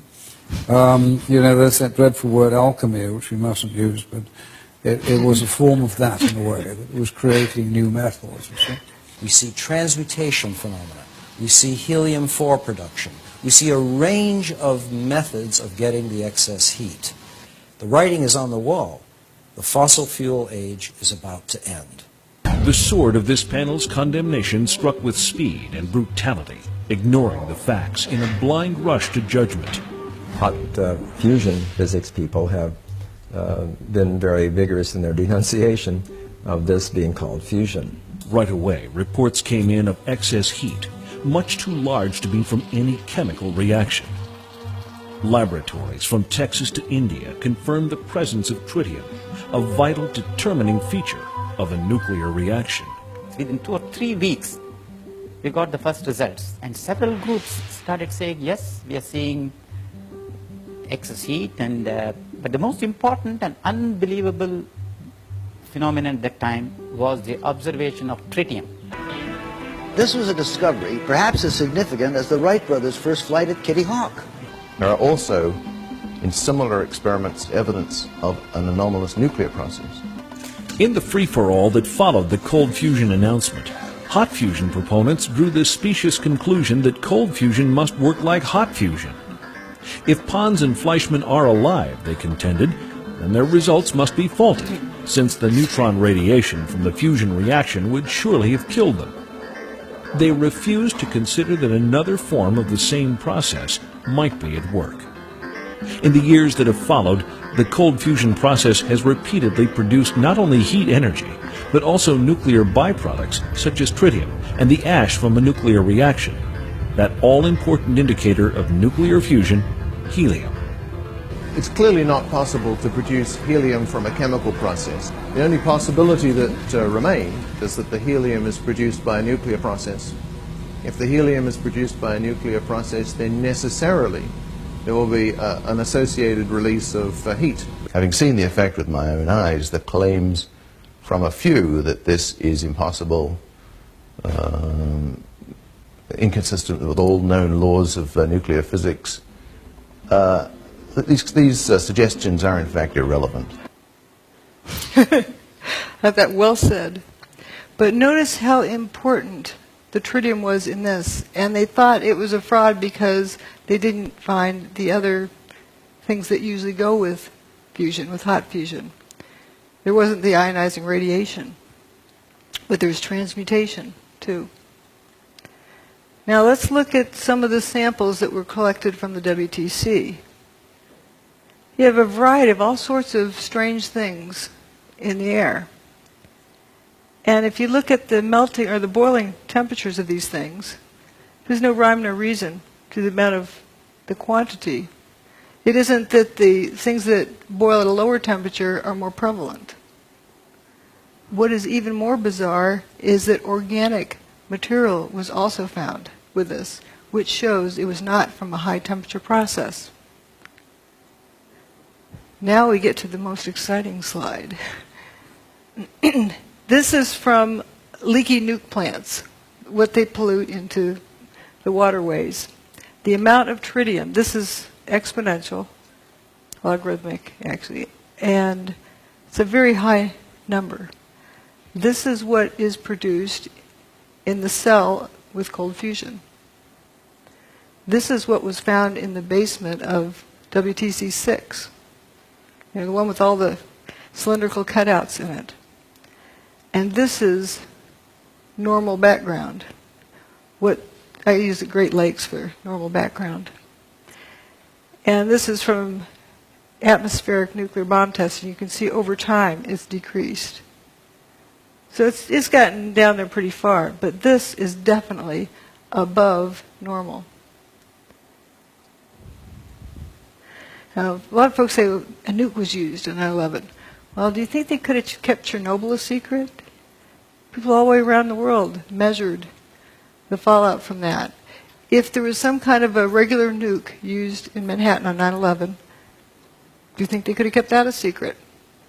People all around the world would have measured it.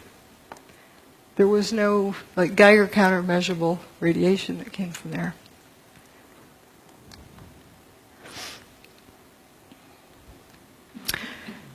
Here are some relative numbers. If compared to what was measured at the World Trade Center in terms of tritium, the background levels are 1/50th. What was measured with cold fusion is 50 times that, but that was in a cell. Keep in mind, the World Trade Center had fire hoses on it. You know, the hurricane rained on it. It was diluted down somewhat. Leaky nuclear plants have 18,000 times that.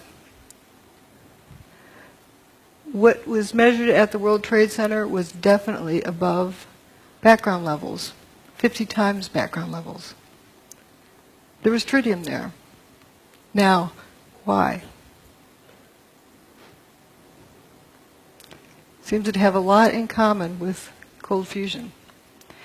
Some other categories we didn't look at, the so-called jumpers. Uh-oh. There it goes. We refer to them as jumpers, but did they really jump? They left the building, but we don't know why. Here's the airplane-shaped hole. This wingtip always gets to me how thin it is. And we have some interesting people up here hanging out of the 105th floor. Closer look, looks like this guy's taking his pants off. This guy has his shirt off. Now, if there's a fire in there, your clothes protect you from fire. We don't see smoke coming out these windows. What's going on here? Why on earth would someone want to take their clothes off outside the building? They want to live. They're hanging on to the building. This guy's hanging from a hand, one hand and one foot, taking his pants off. Let's say he has some weird fetish that he just needs to take his pants off. Well, if there's smoke inside, you take a big deep breath, step in, get the pants off, step back out. Why hang from the outside of the building? Well, if I were there and if I was told the building's on fire, I'm going to head to the bathroom right away before we lose water pressure. Wet down whatever extra clothing I have around, wrap it around my head, and head for the stairs. I'd be wet. If the fire sprinklers came on, I'd be wet. If they didn't come on, it was hot, I'd be wet, sweating. Good chance that their clothing was wet. Now, why would they want to take off wet clothing? You heard of active denial system? I'm not saying that's what this is, but just as a parallel. It's a microwave, they put it for crowd control. And it makes you think that you're burning up, so you just have to get out of there. You just leave no matter what. You don't think about it. So maybe some people were jumping from that. Would be a good reason why you'd want to take your wet clothes off. Microwave is many times worse for wet clothing. I don't know if that's what it was, but it's consistent with something like that going on inside the building, but not outside the building. And we do know the building was turning to dust inside for the hour before its demise. There's people who say it was thermite. Okay. What? Reports of it, as well as, evidence of it in other ways. But there's a cute story about a new probationary officer, first day out of school for being a firefighter, and he's supposed to stick with his boss. And they get up to some place, and the boss says, "All right, everybody, drop everything and go down a few stairs." And they get down, and then they eventually start going back up again. And the boss says, "Well, where's your mask?" "Well, you said to drop everything." So, but the poor guy. So the boss said, "You get out of here." So here's this firefighter making his way down the stairs. He gets down to the third floor, and 100% of the light is blocked out because he described it as having been turned to dust. He knew it wasn't smoke because he could breathe, but the floor had turned to dust. It was completely filling the air. There's a lot of stories similar to that. Now, there were folks who somehow believed that thermite had something to do with it. Well, let's see if we can make some. You have a steel structure, the towers, with aluminum cladding. Let's see if you grind them up. And you end up with rust and aluminum powder. You know what that is? Thermite. Those are the ingredients of thermite. So those ingredients are going to be there anyway. But what does thermite do? Well, here's a test of thermite here. Welding a railroad track. Blinded by the light. There's something missing in Manhattan that day. People weren't blinded by the light. If there was nukes that went off, people would be blinded by the light. That's how they weld road tracks.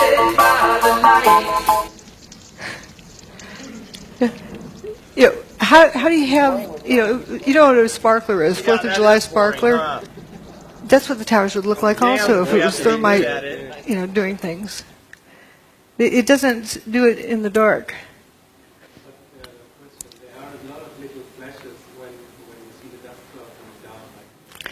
Right, but it's not like, thermite. That's another thing to talk about later. There is something, I call them sparkles and sprinkles. But let's, there's a whole lot of different things that, different areas, but that is a good thing to notice.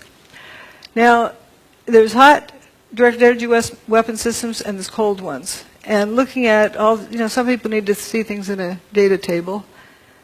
We have low heat, unburned paper, low seismic impact, minimal debris, bathtub survives. Material-specific effects, door latches, trunk lids, toasted cars at a distance, tritium without ionizing radiation. It doesn't have ionizing radiation. Dustification. There's really only one thing that fits the bill. I'm not going to describe exactly what gizmo it is, but we're knowing its characteristics. And its characteristics are amazing. We could use this for free energy. Directed energy weapon. Rather than kinetic energy. These are kinetic energy weapons, heat and motion. Wrecking balls, bombs, missiles.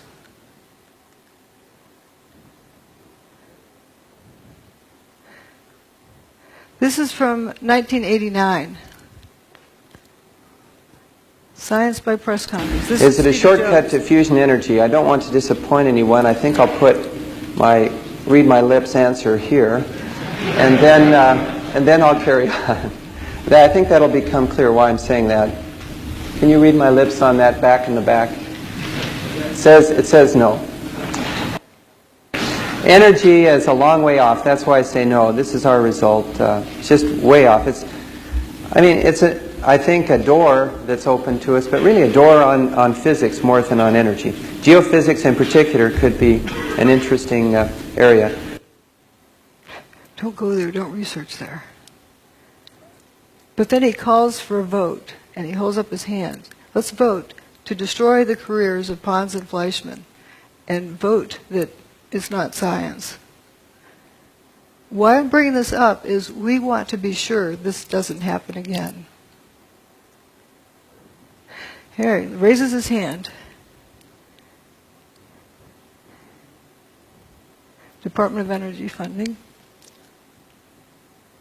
And we have Steve Koonin, who was just appointed by the first administration of Obama to an undersecretary of the Department of Energy. And these guys are thinking about raising their hand. Oops. And peer pressure causes people to do things like this too. If everyone else holds their hand up, you start holding your hand up. You don't want to be caught not holding your hand up. But they're determining science by vote. Now, let's look. The building turned to dust. Something did that. People say, well, you don't know of a technology that did that, so therefore it didn't, happen. Wait, you start out with determining what happened first. It's very important because if you start out with what you know, you won't get there because you've never seen this before. But we know it happened, so therefore there is a technology that exists that can do this. That technology can also be used for free energy. Now let's vote on that. The tower's gone. So this is more of determining facts. Did they mostly turn to dust?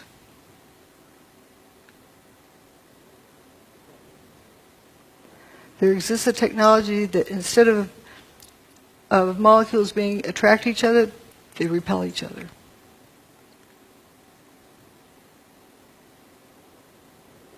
What happened is not impossible because it happened. This is another Charlie Pound song about gatekeepers.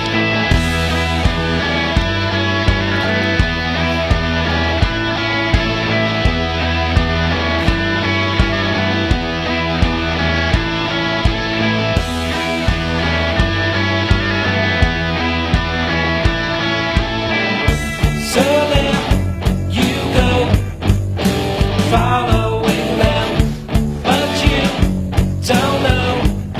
You just means to one end. The truth you seek, they want to hide. That's why they keep you close by their side. They're the gatekeepers. They hold on the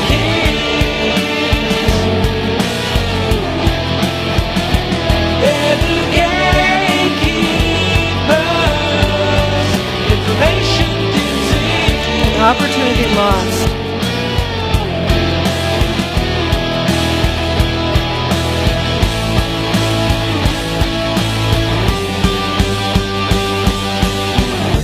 High in the sky is all you've been fed.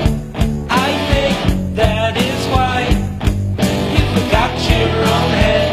Sometimes you need to be cruel to be kind. That makes me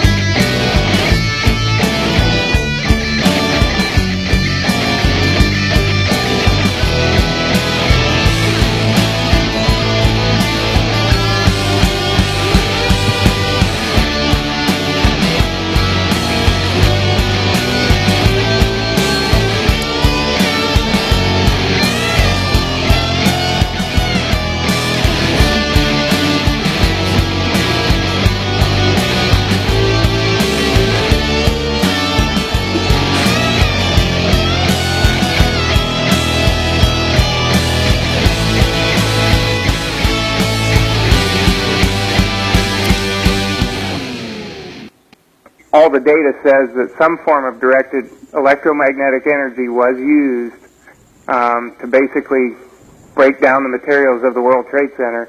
And the connections that Jones has between the cold fusion experience that everybody can read about in Dr. Malaw's book, and with what's going on right now with the 9/11 situation, it's just a mirror image of him muddling up and then, you know, trying to get public opinion against, you know, whoever his target is. In this case, it's Dr. Judy Wood. In the previous case, it was Pons and Fleischmann.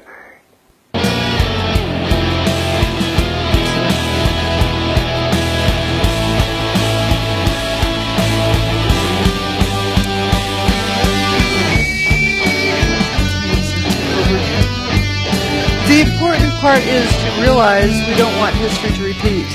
People tend to mindlessly follow the herd. Remember about the problem with groupthink. You think that this person knows what they're talking about, and everybody joins in, and look what it cost us. That was 1989. And it took 20 years to somewhat vindicate Fleischmann, but it was too late. And we don't want that to happen again. And it's very important for each one of us to hang on to our own thoughts. Be independent. And otherwise, people get herded off to one side or the other. But what I see here is a lot of similarities with the tritium. What on earth would tritium be doing at the World Trade Center without the ionizing radiation?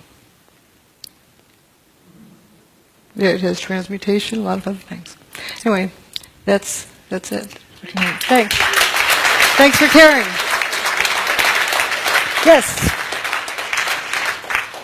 You haven't gone into about the airplanes. How do you explain that? Well, good question. As I like to say, the towers turn to dust. Airplanes can't make buildings turn to dust. Real airplanes can't, and neither can fake airplanes. So they're a distraction. But often people are, you know, they've been taught that there's airplanes that hit. What happened to the passengers? What happened to the airplanes? I don't get into that because it's such a distraction, but it is an interesting question. What happened to the airplanes? Joey Moore, that flight attendant who flew out of Boston that morning, he saw the flight attendants for Flight 175. That was the last time he saw them. The flight attendants that were on 175, he saw them that morning in Boston, the ones that supposedly ended up in the South Tower, you know, that plane, Flight 175. They didn't really go into plane. Yes, but he doesn't know where they went after that. We don't know. I think that's a different topic. What I'm talking about here today, I'm presenting evidence of what happened. Not theories, not ideas, but evidence. And that evidence, the silver lining in that horrible cloud, is that it is a demonstration of free energy technology. And that is what I am talking about here today. I'm not talking about people's opinions and... I wanted to make the point that Dr. Stephen Jones, he lives in a neighboring town of mine in Spring City, Utah. He's a friend of mine and of my parents. They're actually in an intentional community together. So I got a very tight connection with him. And what I've learned today and yesterday about Stephen Jones is very troubling to me, and basically plays the role of a decoy, don't look here type of thing.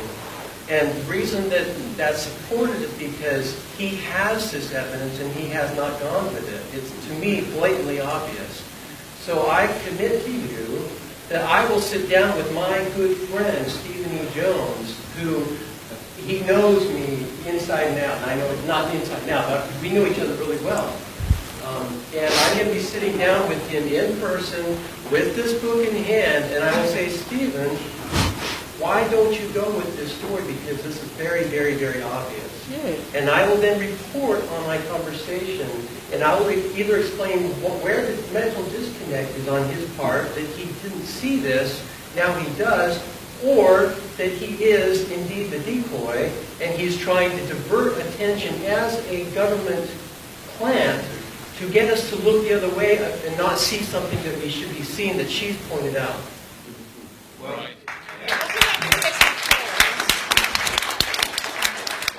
Thank you. Yes. Yeah, in addition to that, I mean, your story is so crystal clear, actually, that I'm curious. I can see that you don't get staged on mainstream television. Oh. But the interesting thing is and to see where you get staged in the alternative. Because usually I don't get much of a stage there either. But that's changing, and thank you to Jerome for inviting me here to this conference, and that is wonderful. Yes.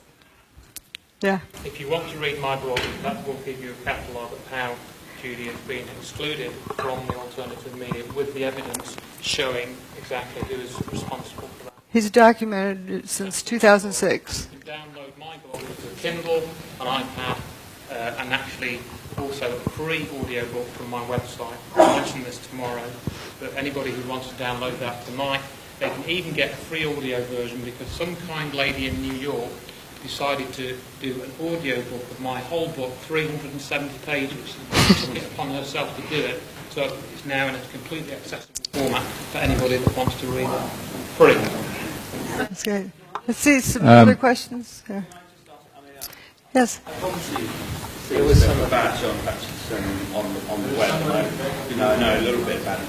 Have you much experience with John Hutchison and the? I've been there and witnessed the effects of his. He can get it to repeat, but not all the time. Oh, he can get to repeat whenever he wants to. If you want a demonstration, he can get within 20 minutes. He has the thing warmed up and going. And for people who say that there's this rumor that it's not repeatable, there's a picture of John sitting amongst about 50 samples. Shows it's repeatable. Judy. Yes. Over here. Hi. Oh, here. Hi. Hi. Great talk. I really enjoyed it. It was a very good presentation. I didn't seem to be sceptical earlier. I didn't really mean to put that over. But moving on, I'm just trying to clarify. On the one hand, we've got the cold fusion. On the other hand, we've got the kind of Hutchison effect. How do those two gel together? I know you're just saying we're only saying what we can see. But I'm just trying to kind of put it together in my head. But looking at the similarities in the evidence, John Hutchison gets all of the same, transmutation. They may indeed be the same thing. Is what he's using like a microwave type? Yes. What he uses is interference of at least two different types of energy.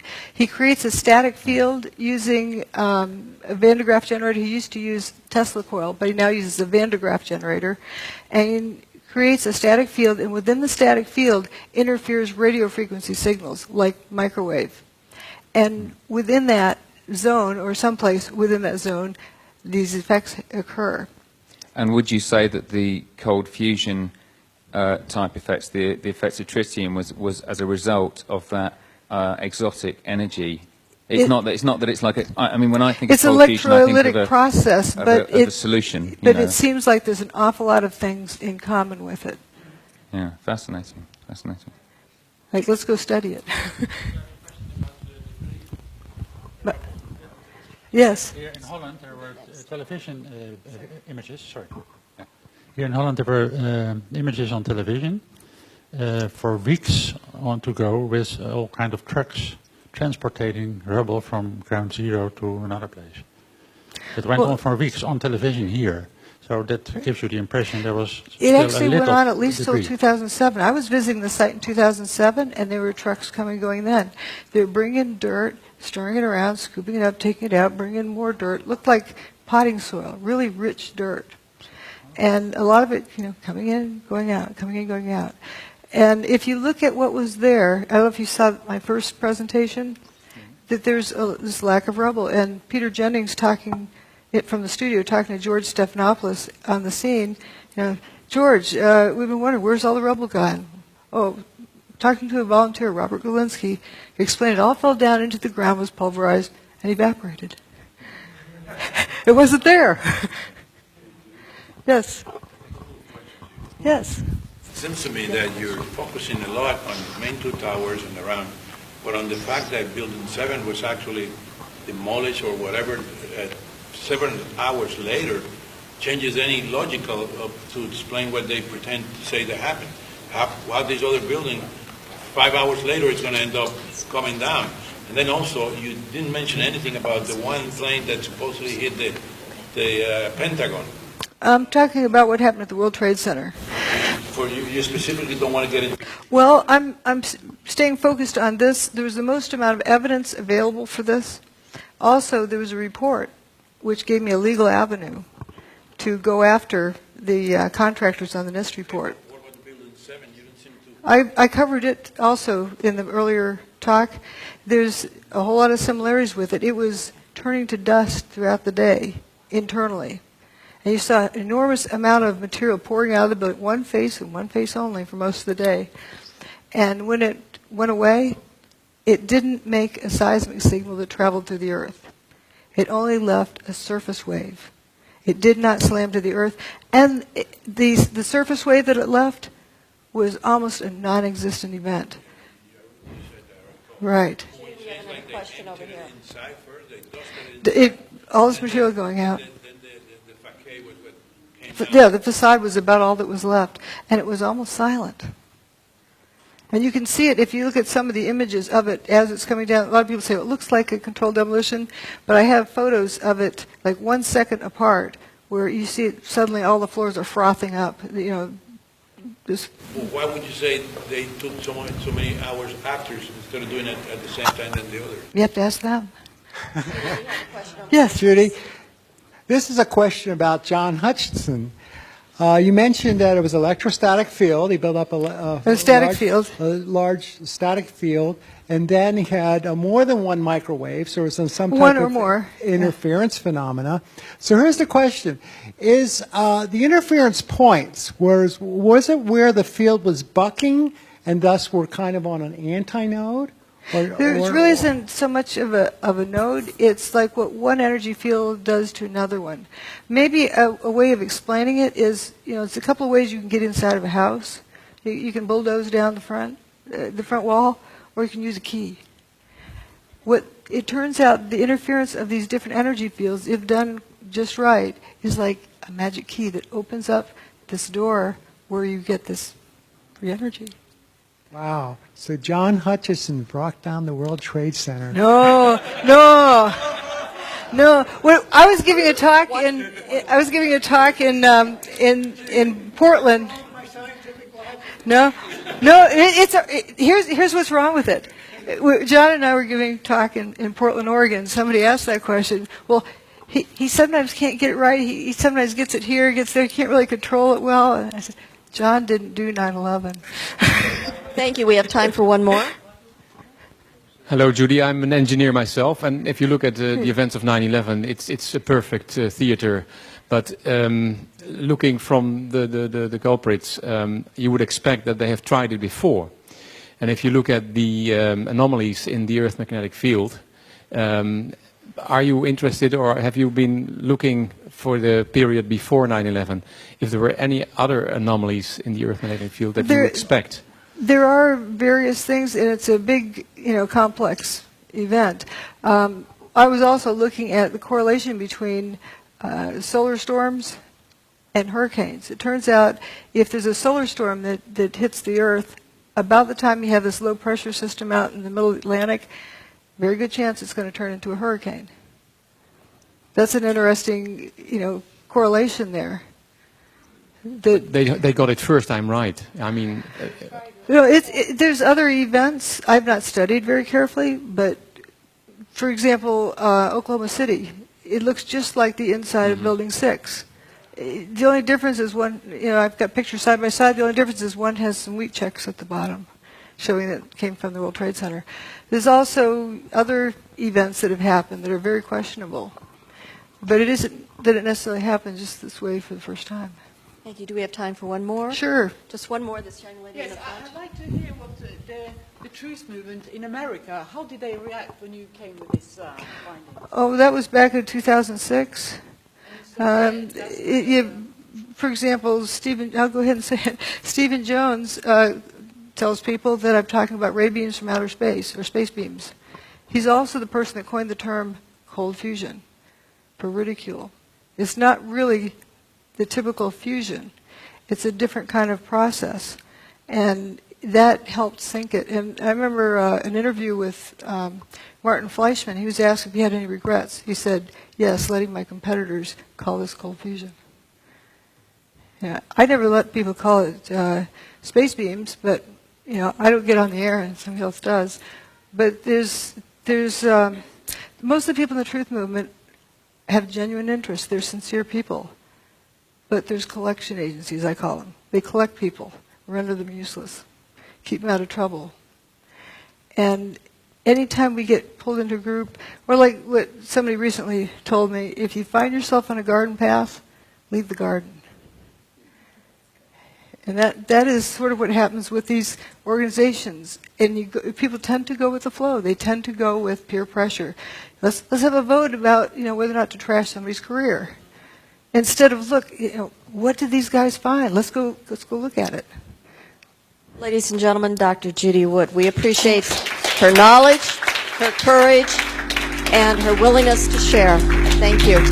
Thank you.